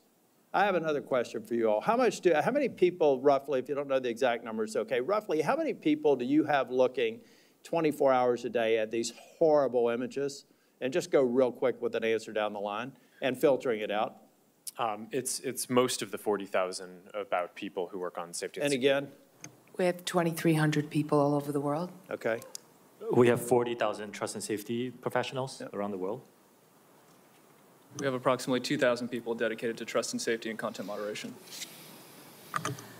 Our platform is much smaller than these folks. Yeah. We have hundreds of people, and it's looking at content in 15% of our workforce. I'm only mentioning these people have a horrible job. Many of them experience, they have to get counseling for all the things they see. We have evil people out there. And we're not going to fix this by shouting past or talking past each other. We're going to fix this by every one of y'all being at the table and hopefully coming closer to what I heard one person say, supporting a lot of the good bills, like one that I hope Senator Blackburn mentions when she gets a chance to talk. But guys, if you're not at the table and securing these platforms, you're going to be on it. And the reason why I'm not okay with that is that if we ultimately destroy your ability to create value and drive you out of business, the evil people will find another way to get to these children. And I do have to admit, I don't think my mom's watching this one, but there is good. We can't look past good that is occurring. My mom, who lives in Nashville, Tennessee, and I talked yesterday, and we talked about a Facebook post that she made a couple of days ago. We don't let her talk to anybody else. That connects my 92-year-old mother with her grandchildren and great-grandchildren. That lets a kid who may feel awkward in school to get into a group of people and relate to people. Let's not throw out the good because we haven't all together focused on rooting out the bad. Now, I guarantee you, I could go through some of your governance documents and find a reason to flog every single one of you because you didn't place the emphasis on it that I think you should. But at the end of the day, I find it hard to believe that any of you people started this business, some of you in your college dorm rooms, for the purposes of creating the evil that is being perpetrated on your platforms. But I hope that every single waking hour, you're doing everything you can to reduce it. You're not going to be able to eliminate it. And I hope that there are some enterprising young tech people out there today that are going to go to parents and say, ladies and gentlemen, your children have a deadly weapon. They have a potentially deadly weapon, whether it's a phone or a tablet. You have to secure it. You can't assume that they're going to be honest and say that they're 16 when they're 12. We all have to recognize that we have a responsibility to play, and you guys are at the tip of the spear. So I hope that we can get to a point to where we are moving these bills. If you got a problem with them, state your problem, let's fix it. No is not an answer. And know that I want the United States to be the beacon for innovation, to be the beacon for safety, and to prevent people from using other options that have existed since the internet has existed to exploit people. And count me in as somebody that will try and help out. Thank you, Mr. Chair. Thank you, Senator Tillis. Next is Senator Ossoff. Thank you, Mr. Chairman, and thank you to our witnesses today. Mr. Zuckerberg, I want to begin by just asking a simple question, which is, do you want kids to use your platform more or less? Well, we don't want people under the age of 13 using. Do you want teenagers 13 and up to use your platform more or less? Well, we would like to build a product that is useful and that people want to use more. My time is going to be limited, so it's just, do you want them to use it more or less? Teenagers 13 to 17 years old, do you want them using Meta products more or less? I'd like them to be useful enough that they want to use them more. You want them to use it more. I think herein we have one of the fundamental challenges. In fact, you have a fiduciary obligation, do you not, to try to get kids to use your platform more? It depends on how you define that. We obviously are a business. I'm sorry, Mr. Zuckerberg, just our time is, it's self-evident that you have a fiduciary obligation to get your users, including users under 18, to use and engage with your platform more rather than less, correct? Over the long term, but in the near term, we often take a lot of steps, including we made a change to show less videos that on the platform that reduced amount of time by more than 50 million hours. Okay, but if your shareholders ask you, Mark, I wouldn't, Mr. Zuckerberg here, but your shareholders might be on a first-name basis with you. Mark, are you trying to get kids to use Meta products more or less? You'd say more, right? Well, I would say that over the long term, we're trying to create the most I mean, value let's look. So the 10K you file with the SEC, a few things I want to note. Here are some quotes, and this is a filing that you signed, correct? Yes. Yeah. Our financial performance has been and will continue to be significantly determined by our success in adding, retaining, and engaging active users. Here's another quote. If our users decrease their level of engagement with our products, our revenue, financial results, and business may be significantly harmed. Here's another quote. We believe that some users, particularly younger users, are aware of and actively engaging with other products and services similar to or as a substitute for ours. It continues, in the event that users increasingly engage with other products and services, we may experience a decline in use and engagement in key demographics or more broadly, in which case our business would likely be harmed. You have an obligation as the chief executive to encourage your team to get kids to use your platform more. Senator, fundamental, I think this is... is that not self-evident? You have a fiduciary obligation to your shareholders to get kids to use your platform more. I think that the thing that's not intuitive is the direction is to make the products more useful, so that way people want to use them more. we don't give the teams running the Instagram feed or the Facebook feed a goal to increase the amount of time that people spend. Yeah, but you don't dispute, and your 10K makes clear you want your users engaging more and using more the platform. And I think this gets to the root of the challenge, because it's the overwhelming view of the public, certainly in my home state of Georgia, and we've had some discussions about the underlying science, that this platform is harmful for children. I mean, you are familiar with, and not just your platform, by the way, social media in general. 2023 report from the Surgeon General about the impact of social media on kids' mental health, which cited evidence that kids who spend more than 3 hours a day on social media have double the risk of poor mental health outcomes, including depression and anxiety. Are you familiar with that Surgeon General report and the underlying study? I read the report, yes. Do you dispute it? No, but I think it's important to characterize it correctly. I think what he was flagging in the report is that there seems to be a correlation, and obviously the mental health issue is very important, so it's something that needs to be studied. Yeah, we know. Further. The thing is, that's everyone knows there's a correlation. Everyone knows that kids who spend a lot of time, too much time on your platforms are at risk. And it's not just the mental health issues. I mean, let me ask you another question. Is your platform safe for kids? I believe it is, but there's an important difference between correlation and causation. Because we're not going to be able to get anywhere. We want to work in a productive, open, honest, and collaborative way with the private sector to pass legislation that will protect Americans, that will protect American children above all, and that will allow businesses to thrive in this country. If we don't start with an open, honest, candid, realistic assessment of the issues, we can't do that. The first point is you want kids to use the platform more. In fact, you have an obligation to. But if you're not willing to acknowledge that it's a dangerous place for children, the internet is a dangerous place for children, not just your platform, isn't it? Isn't the internet a dangerous place for children? I think it can be. Yeah, there's both great things that people can do, and there are harms that we need to work to mitigate. Yeah, it's a dangerous place for children. There are families here who have lost their children. There are families across the country whose children have engaged in self-harm, who have experienced low self-esteem, who have been sold deadly pills on the internet. The internet's a dangerous place for children, and your platforms are dangerous places for children. Do you agree? I think that there are harms that we need to work to mitigate. Okay. I mean, I'm not going to, I think overall... Why not? Why not? Why not just acknowledge it? Why do we have to do the very careful code? I disagree with the characterization. Which character, that the internet's a dangerous place for children?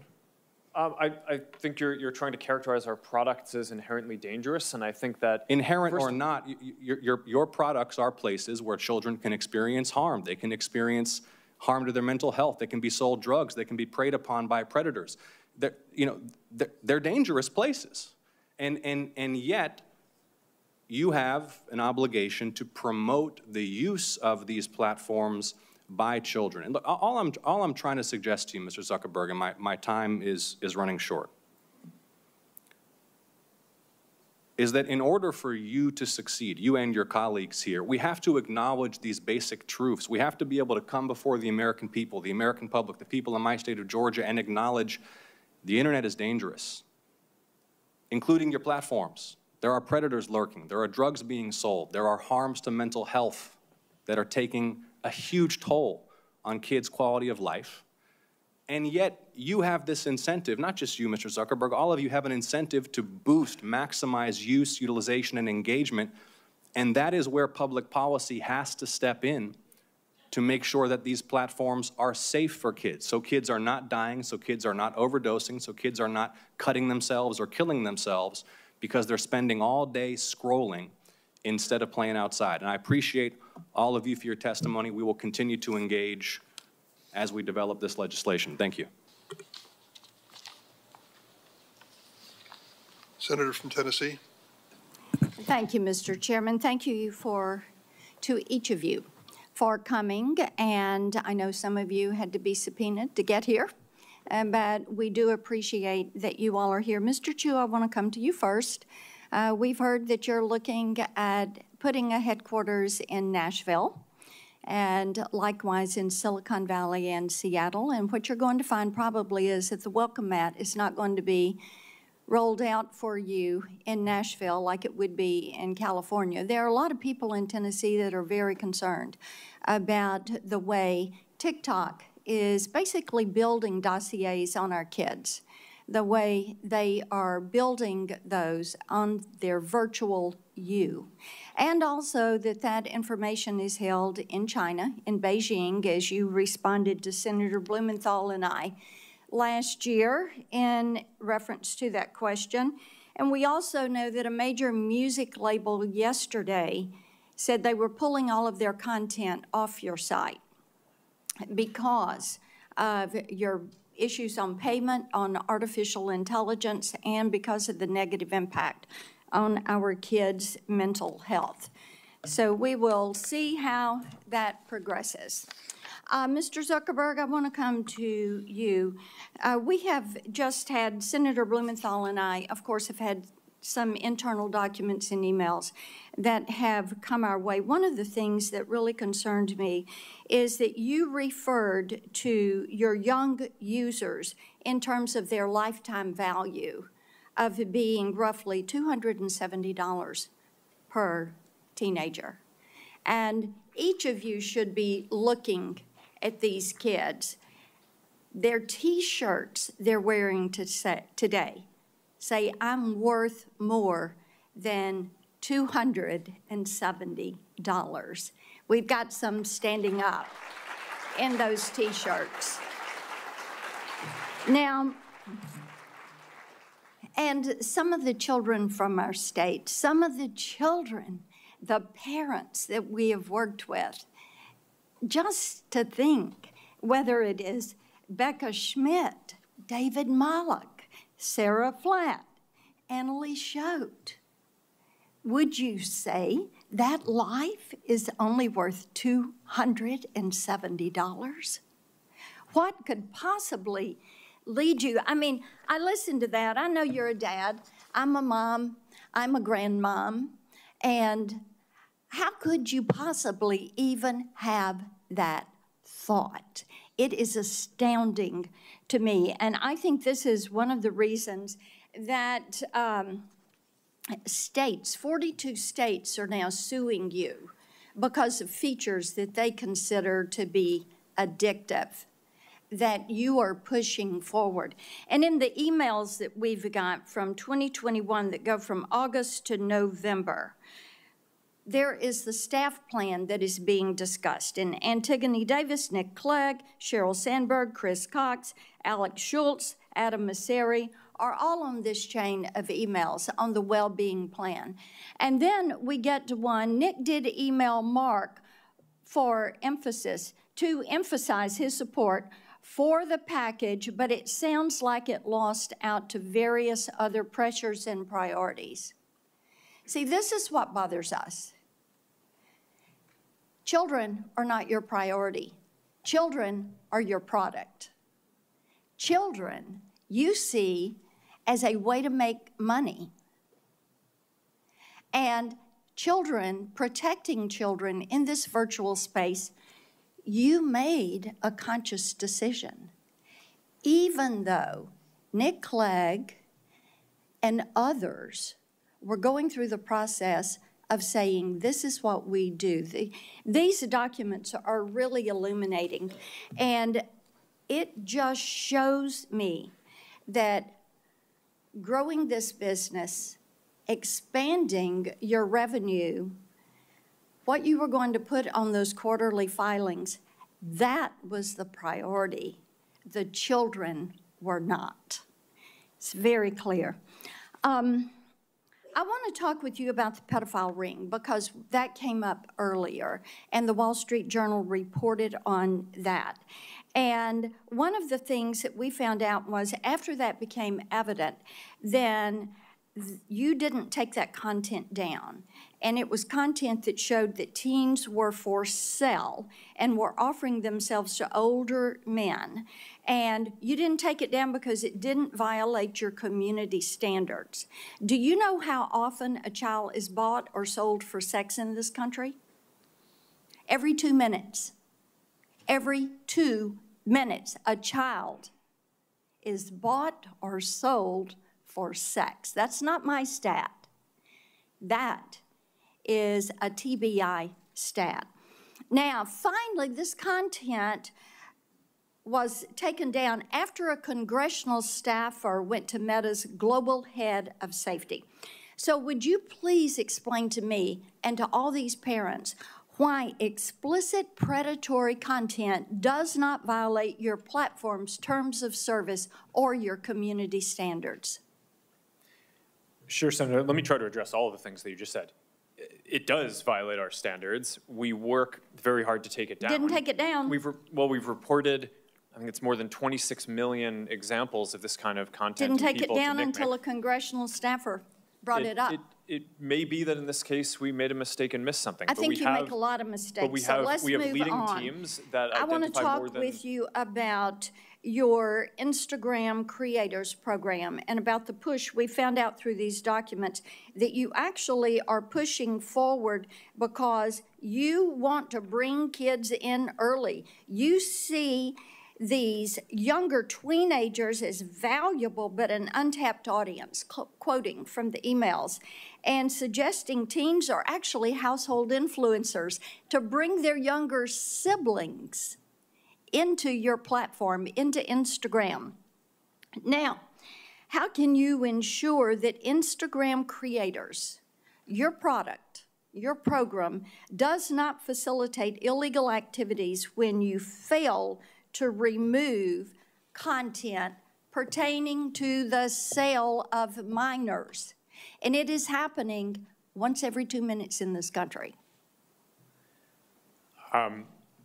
Senator, our tools for identifying that kind of content are industry leading. That doesn't mean we're perfect. There are definitely issues that we have, but we continue to invest a ton in it. Yes, there are a lot that is slipping through. It appears that you're trying to be the premier sex trafficking Of course not, Senator. in this country. Senator, that's ridiculous. No, Senator, it is not ridiculous. You of course want to turn around and tell these people we don't want this content on our platforms. And why don't you take it down? We do take it down. We are here discussing. We do need more work to you take it all down to than- work than- with than- us. No, you're not. You are not. And the problem is we've been working on this. Senator Welch is over there. We've been working on this stuff for a decade. You have an army of lawyers and lobbyists that have fought us on this every step of the way. You work with NetChoice, the Cato Institute, Taxpayers Protection Alliance, and Chamber of Progress to actually fight our bipartisan legislation to keep kids safe online. So are you going to stop funding these groups? Are you going to stop lobbying against this and come to the table and work with us? Yes or no? Senator, we have a... Yes or no? Of course we'll work with you on the legislation. Okay, the door is open. We've got all these bills. You need to come to the table. Each and every one of you need to come to the table. And you need to work with us. Kids are dying.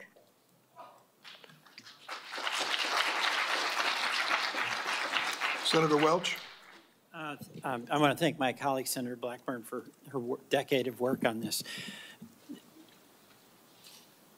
I actually have some optimism.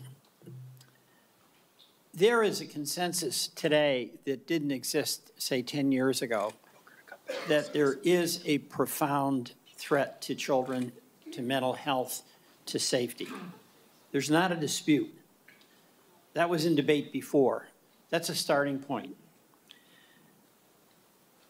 Secondly, we're identifying concrete things that can be done in 4 different areas. 1 is industry standards. 2 is legislation. 3 are the courts. And then 4 is a proposal that Senator Bennett, Senator Graham, myself, and Senator Warren have to establish an agency, a governmental agency, whose responsibility would be to engage in this on a systematic, regular basis with proper resources. And I just want to go through those. I appreciate the industry standard decisions and steps that you've taken in your companies. But it's not enough, and that's what I think you're hearing from my colleagues. Like, for instance, where there are layoffs, and it is in the Trust and Verify programs, that's alarming because it looks like there is a reduction in emphasis on protecting things. Like you just added, Ms. Yaccarino, 100 employees in Texas in this category. And how many did you have before? The company is just coming through a significant restructuring. So we've increased the number of trust and safety employees and agents all over the world by at least 10% so far in the last 14 months, and we will continue to do so, specifically in Austin, Texas. All right, Mr. Zuckerberg, my understanding is there have been layoffs in that area as well. There's added jobs there at Twitter, but at Meta, have there been reductions in that?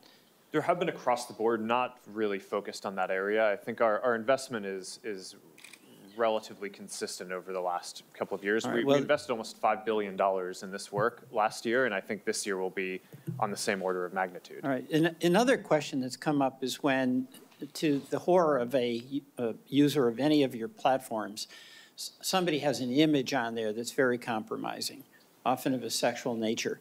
Is there any reason in the world why a person who wants to take that down can't have a very simple same-day response to have it taken down? I'll start with Twitter on that. Okay. I'm sorry, Senator, I was taking notes. Could you repeat the question? Well, there's a lot of examples of a young person finding out about an image that is of them and really compromises them and actually can create suicidal thoughts. And they want to call up or they want to send an email and say, take it down. I mean, why is it not possible for that to be responded to immediately? Well, we all strive to take down any type of violative content or disturbing content immediately. At X, we have increased our capabilities with a two-step reporting process. If I'm a parent or I'm a kid and I want this down, shouldn't there be methods in place where it comes down? You can see what the image is. Yes. An ecosystem-wide standard would improve and actually enhance the experience for users at all our platforms. All right. There actually is an organization that I think a number of the companies up here are a part of called Take It Down. It's some technology that we and a few others built. All right, so you all are in favor of that, because that is going to give some peace of mind to people, all right? It really, really matters. I don't have that much time, so we've talked about the legislation, and Senator Whitehouse had asked you to get back with your position on Section 230, which I'll go to in a minute, but I would welcome each of you responding as to your company's position on the bills that are under consideration in this hearing, all right? I'm just asking you to do that. Third, the court. This big question of Section 230. And today, I'm pretty inspired by the presence of the parents who have turned their extraordinary grief into action and hope that other parents may not have to suffer what for them is a devastating, for everyone, a devastating loss. Senator Whitehouse asked you all to get back very concretely about Section 230 and your position on that. But it's an astonishing benefit that your industry has that no other industry has. They just don't have to worry about being held accountable in court if they're negligent. So you've got some explaining to do, and I'm just reinforcing Senator Whitehouse's request that you get back specifically about that. And then finally, I want to ask about this notion, this idea of a federal agency who's resourced and whose job is to be dealing with public interest matters that are really affected by big tech. It's extraordinary what has happened in our economy with technology, and your companies represent innovation and success. But just as when the railroads were ascendant and were in charge and ripping off farmers because of practices they were able to get away with, just as when Wall Street was flying high, but there was no one regulating blue sky laws. We now have a whole new world in the economy. And Mr. Zuckerberg, I remember you testifying in the Energy and Commerce Committee, and I asked you your position on the concept of a federal regulatory agency. My recollection is that you were positive about that. Is that still the case? I think it could be a reasonable solution. There are obviously pros and cons to doing that versus through the normal, the current structure of having different regulatory agencies focused on specific issues. Right. But because a lot of the things trade off against each other, like one of the topics that we talked about today is encryption, and that's obviously really important for privacy and security. Right. But can we just go down the line? I'm at the end, but thank you. Mr. Yaccarino. Senator, I think the industry initiative to keep those conversations going would be something X would be very, very proactive about. If you think about our support of the REPORT Act, the SHIELD Act, the Stop CSAM Act, our support of the Project Safe Childhood Act, I think our intentions are clear to participate and to lead here. Yeah. Senator, we support national privacy legislation, for example, so that sounds like a good idea. We just need to understand what it means. All right. Mr. Spiegel? Senator, we'll continue to work with your team, and we'd certainly be open to exploring the right regulatory body for big technology. But the idea of a regulatory body is something that you can see has merit. Yes, Senator. And Mr. Citron? Yeah, we're very open to working with you and our peers and anybody on helping make the internet a safer place. You know, I think you mentioned this is not a one-platform problem. Right. So we do look to collaborate with other companies and with nonprofits in the government. Okay. I thank you all. Mr. Chairman, I yield back. Thank you, Senator Welch. Well, we're going to conclude this hearing, and thank you all for coming today. You probably have your scorecard out there. You've met at least 20 members of this committee and have your own impressions of their questioning and approach and the like. But the one thing I want to make clear as chairman of this committee for the last 3 years is this was an extraordinary vote on an extraordinary issue. A year ago, we passed 5 bills unanimously in this committee. You heard all the senators. Every spot on the political spectrum was covered. Every single senator voted unanimously in favor of the 5 pieces of legislation we've discussed today. It ought to tell everyone who follows Capitol Hill and Washington a pretty stark message. We get it, and we live it. As parents and grandparents, we know what our daughters and sons and others are going through. They cannot cope. They cannot handle this issue on their own. They're counting on us as much as they're counting on the industry to do the responsible thing. And some will leave with impressions of our witnesses and the companies they represent that you're right as an American citizen. But you ought to also leave with the determination to keep the spotlight on us to do something, not just to hold a hearing, bring out a good, strong crowd of supporters for change, but to get something done. No excuses. No excuses. We've got to bring this to a vote. What I found in my time in the House and the Senate is that's the moment of reckoning. Speeches notwithstanding, press releases and the like. The moment of reckoning is when we call a vote on these measures. It's time to do that. I don't believe there's ever been a moment in America's wonderful history when a business or industry has stepped up and said, regulate us, put some legal limits on us. Businesses exist by and large to be profitable. And I think that we got to get behind that and say profitability at what cost. Senator Kennedy, a Republican colleague, said, is our technology greater than our humanity? I think that is a fundamental question that he asked. What I would add to it, are our politics greater than technology? We're going to find out. I want to thank a few people before we close up here. I've got several staffers who've worked so hard on this. Alexandra Gelber, thank you very much, Alexandra. Jeff Hansen, Scott Jorgensen. The last point I'll make, Mr. Zuckerberg, is just a little advice to you. I think your opening statement on mental health needs to be explained because I don't think it makes any sense. There is a parent in this room who's had a child that's gone through an emotional experience like this that wouldn't tell you and me they changed right in front of my eyes. They changed. They hold themselves up in their room. They no longer reached out to their friends. They lost all interest in school. These are mental health consequences that I think come with the abuse of this right to have access to this kind of technology. So I see my colleague said, you want to say a word? I think it was a good hearing. I hope something positive comes from it. Thank you all for coming. The hearing record is going to remain open for a week for statements, and questions may be submitted by senators by 5 p.m. on Wednesday. Once again, thanks to the witnesses for coming. The hearing stands adjourned.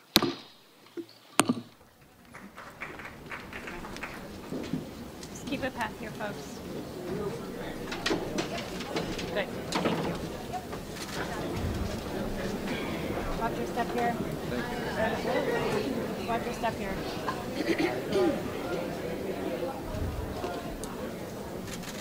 Just watch your step there.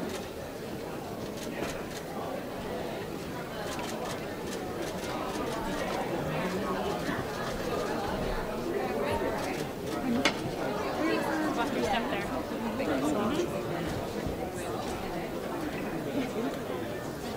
Oh, okay. My name is Thank you. Thanks. Yes. Yeah. I am now the next. Yeah. Future Brian. A few people in between us. Yeah.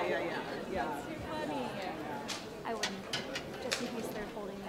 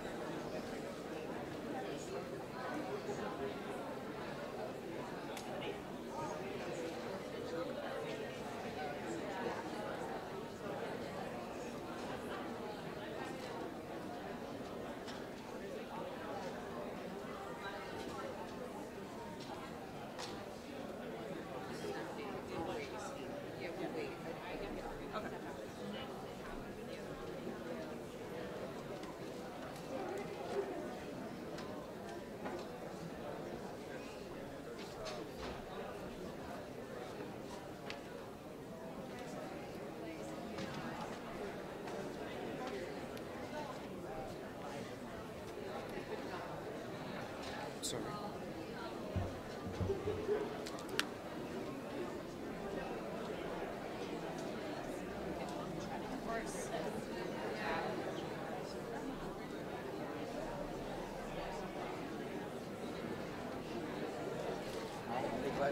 Thank you very much.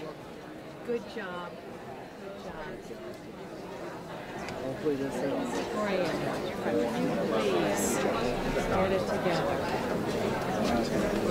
How's the agency?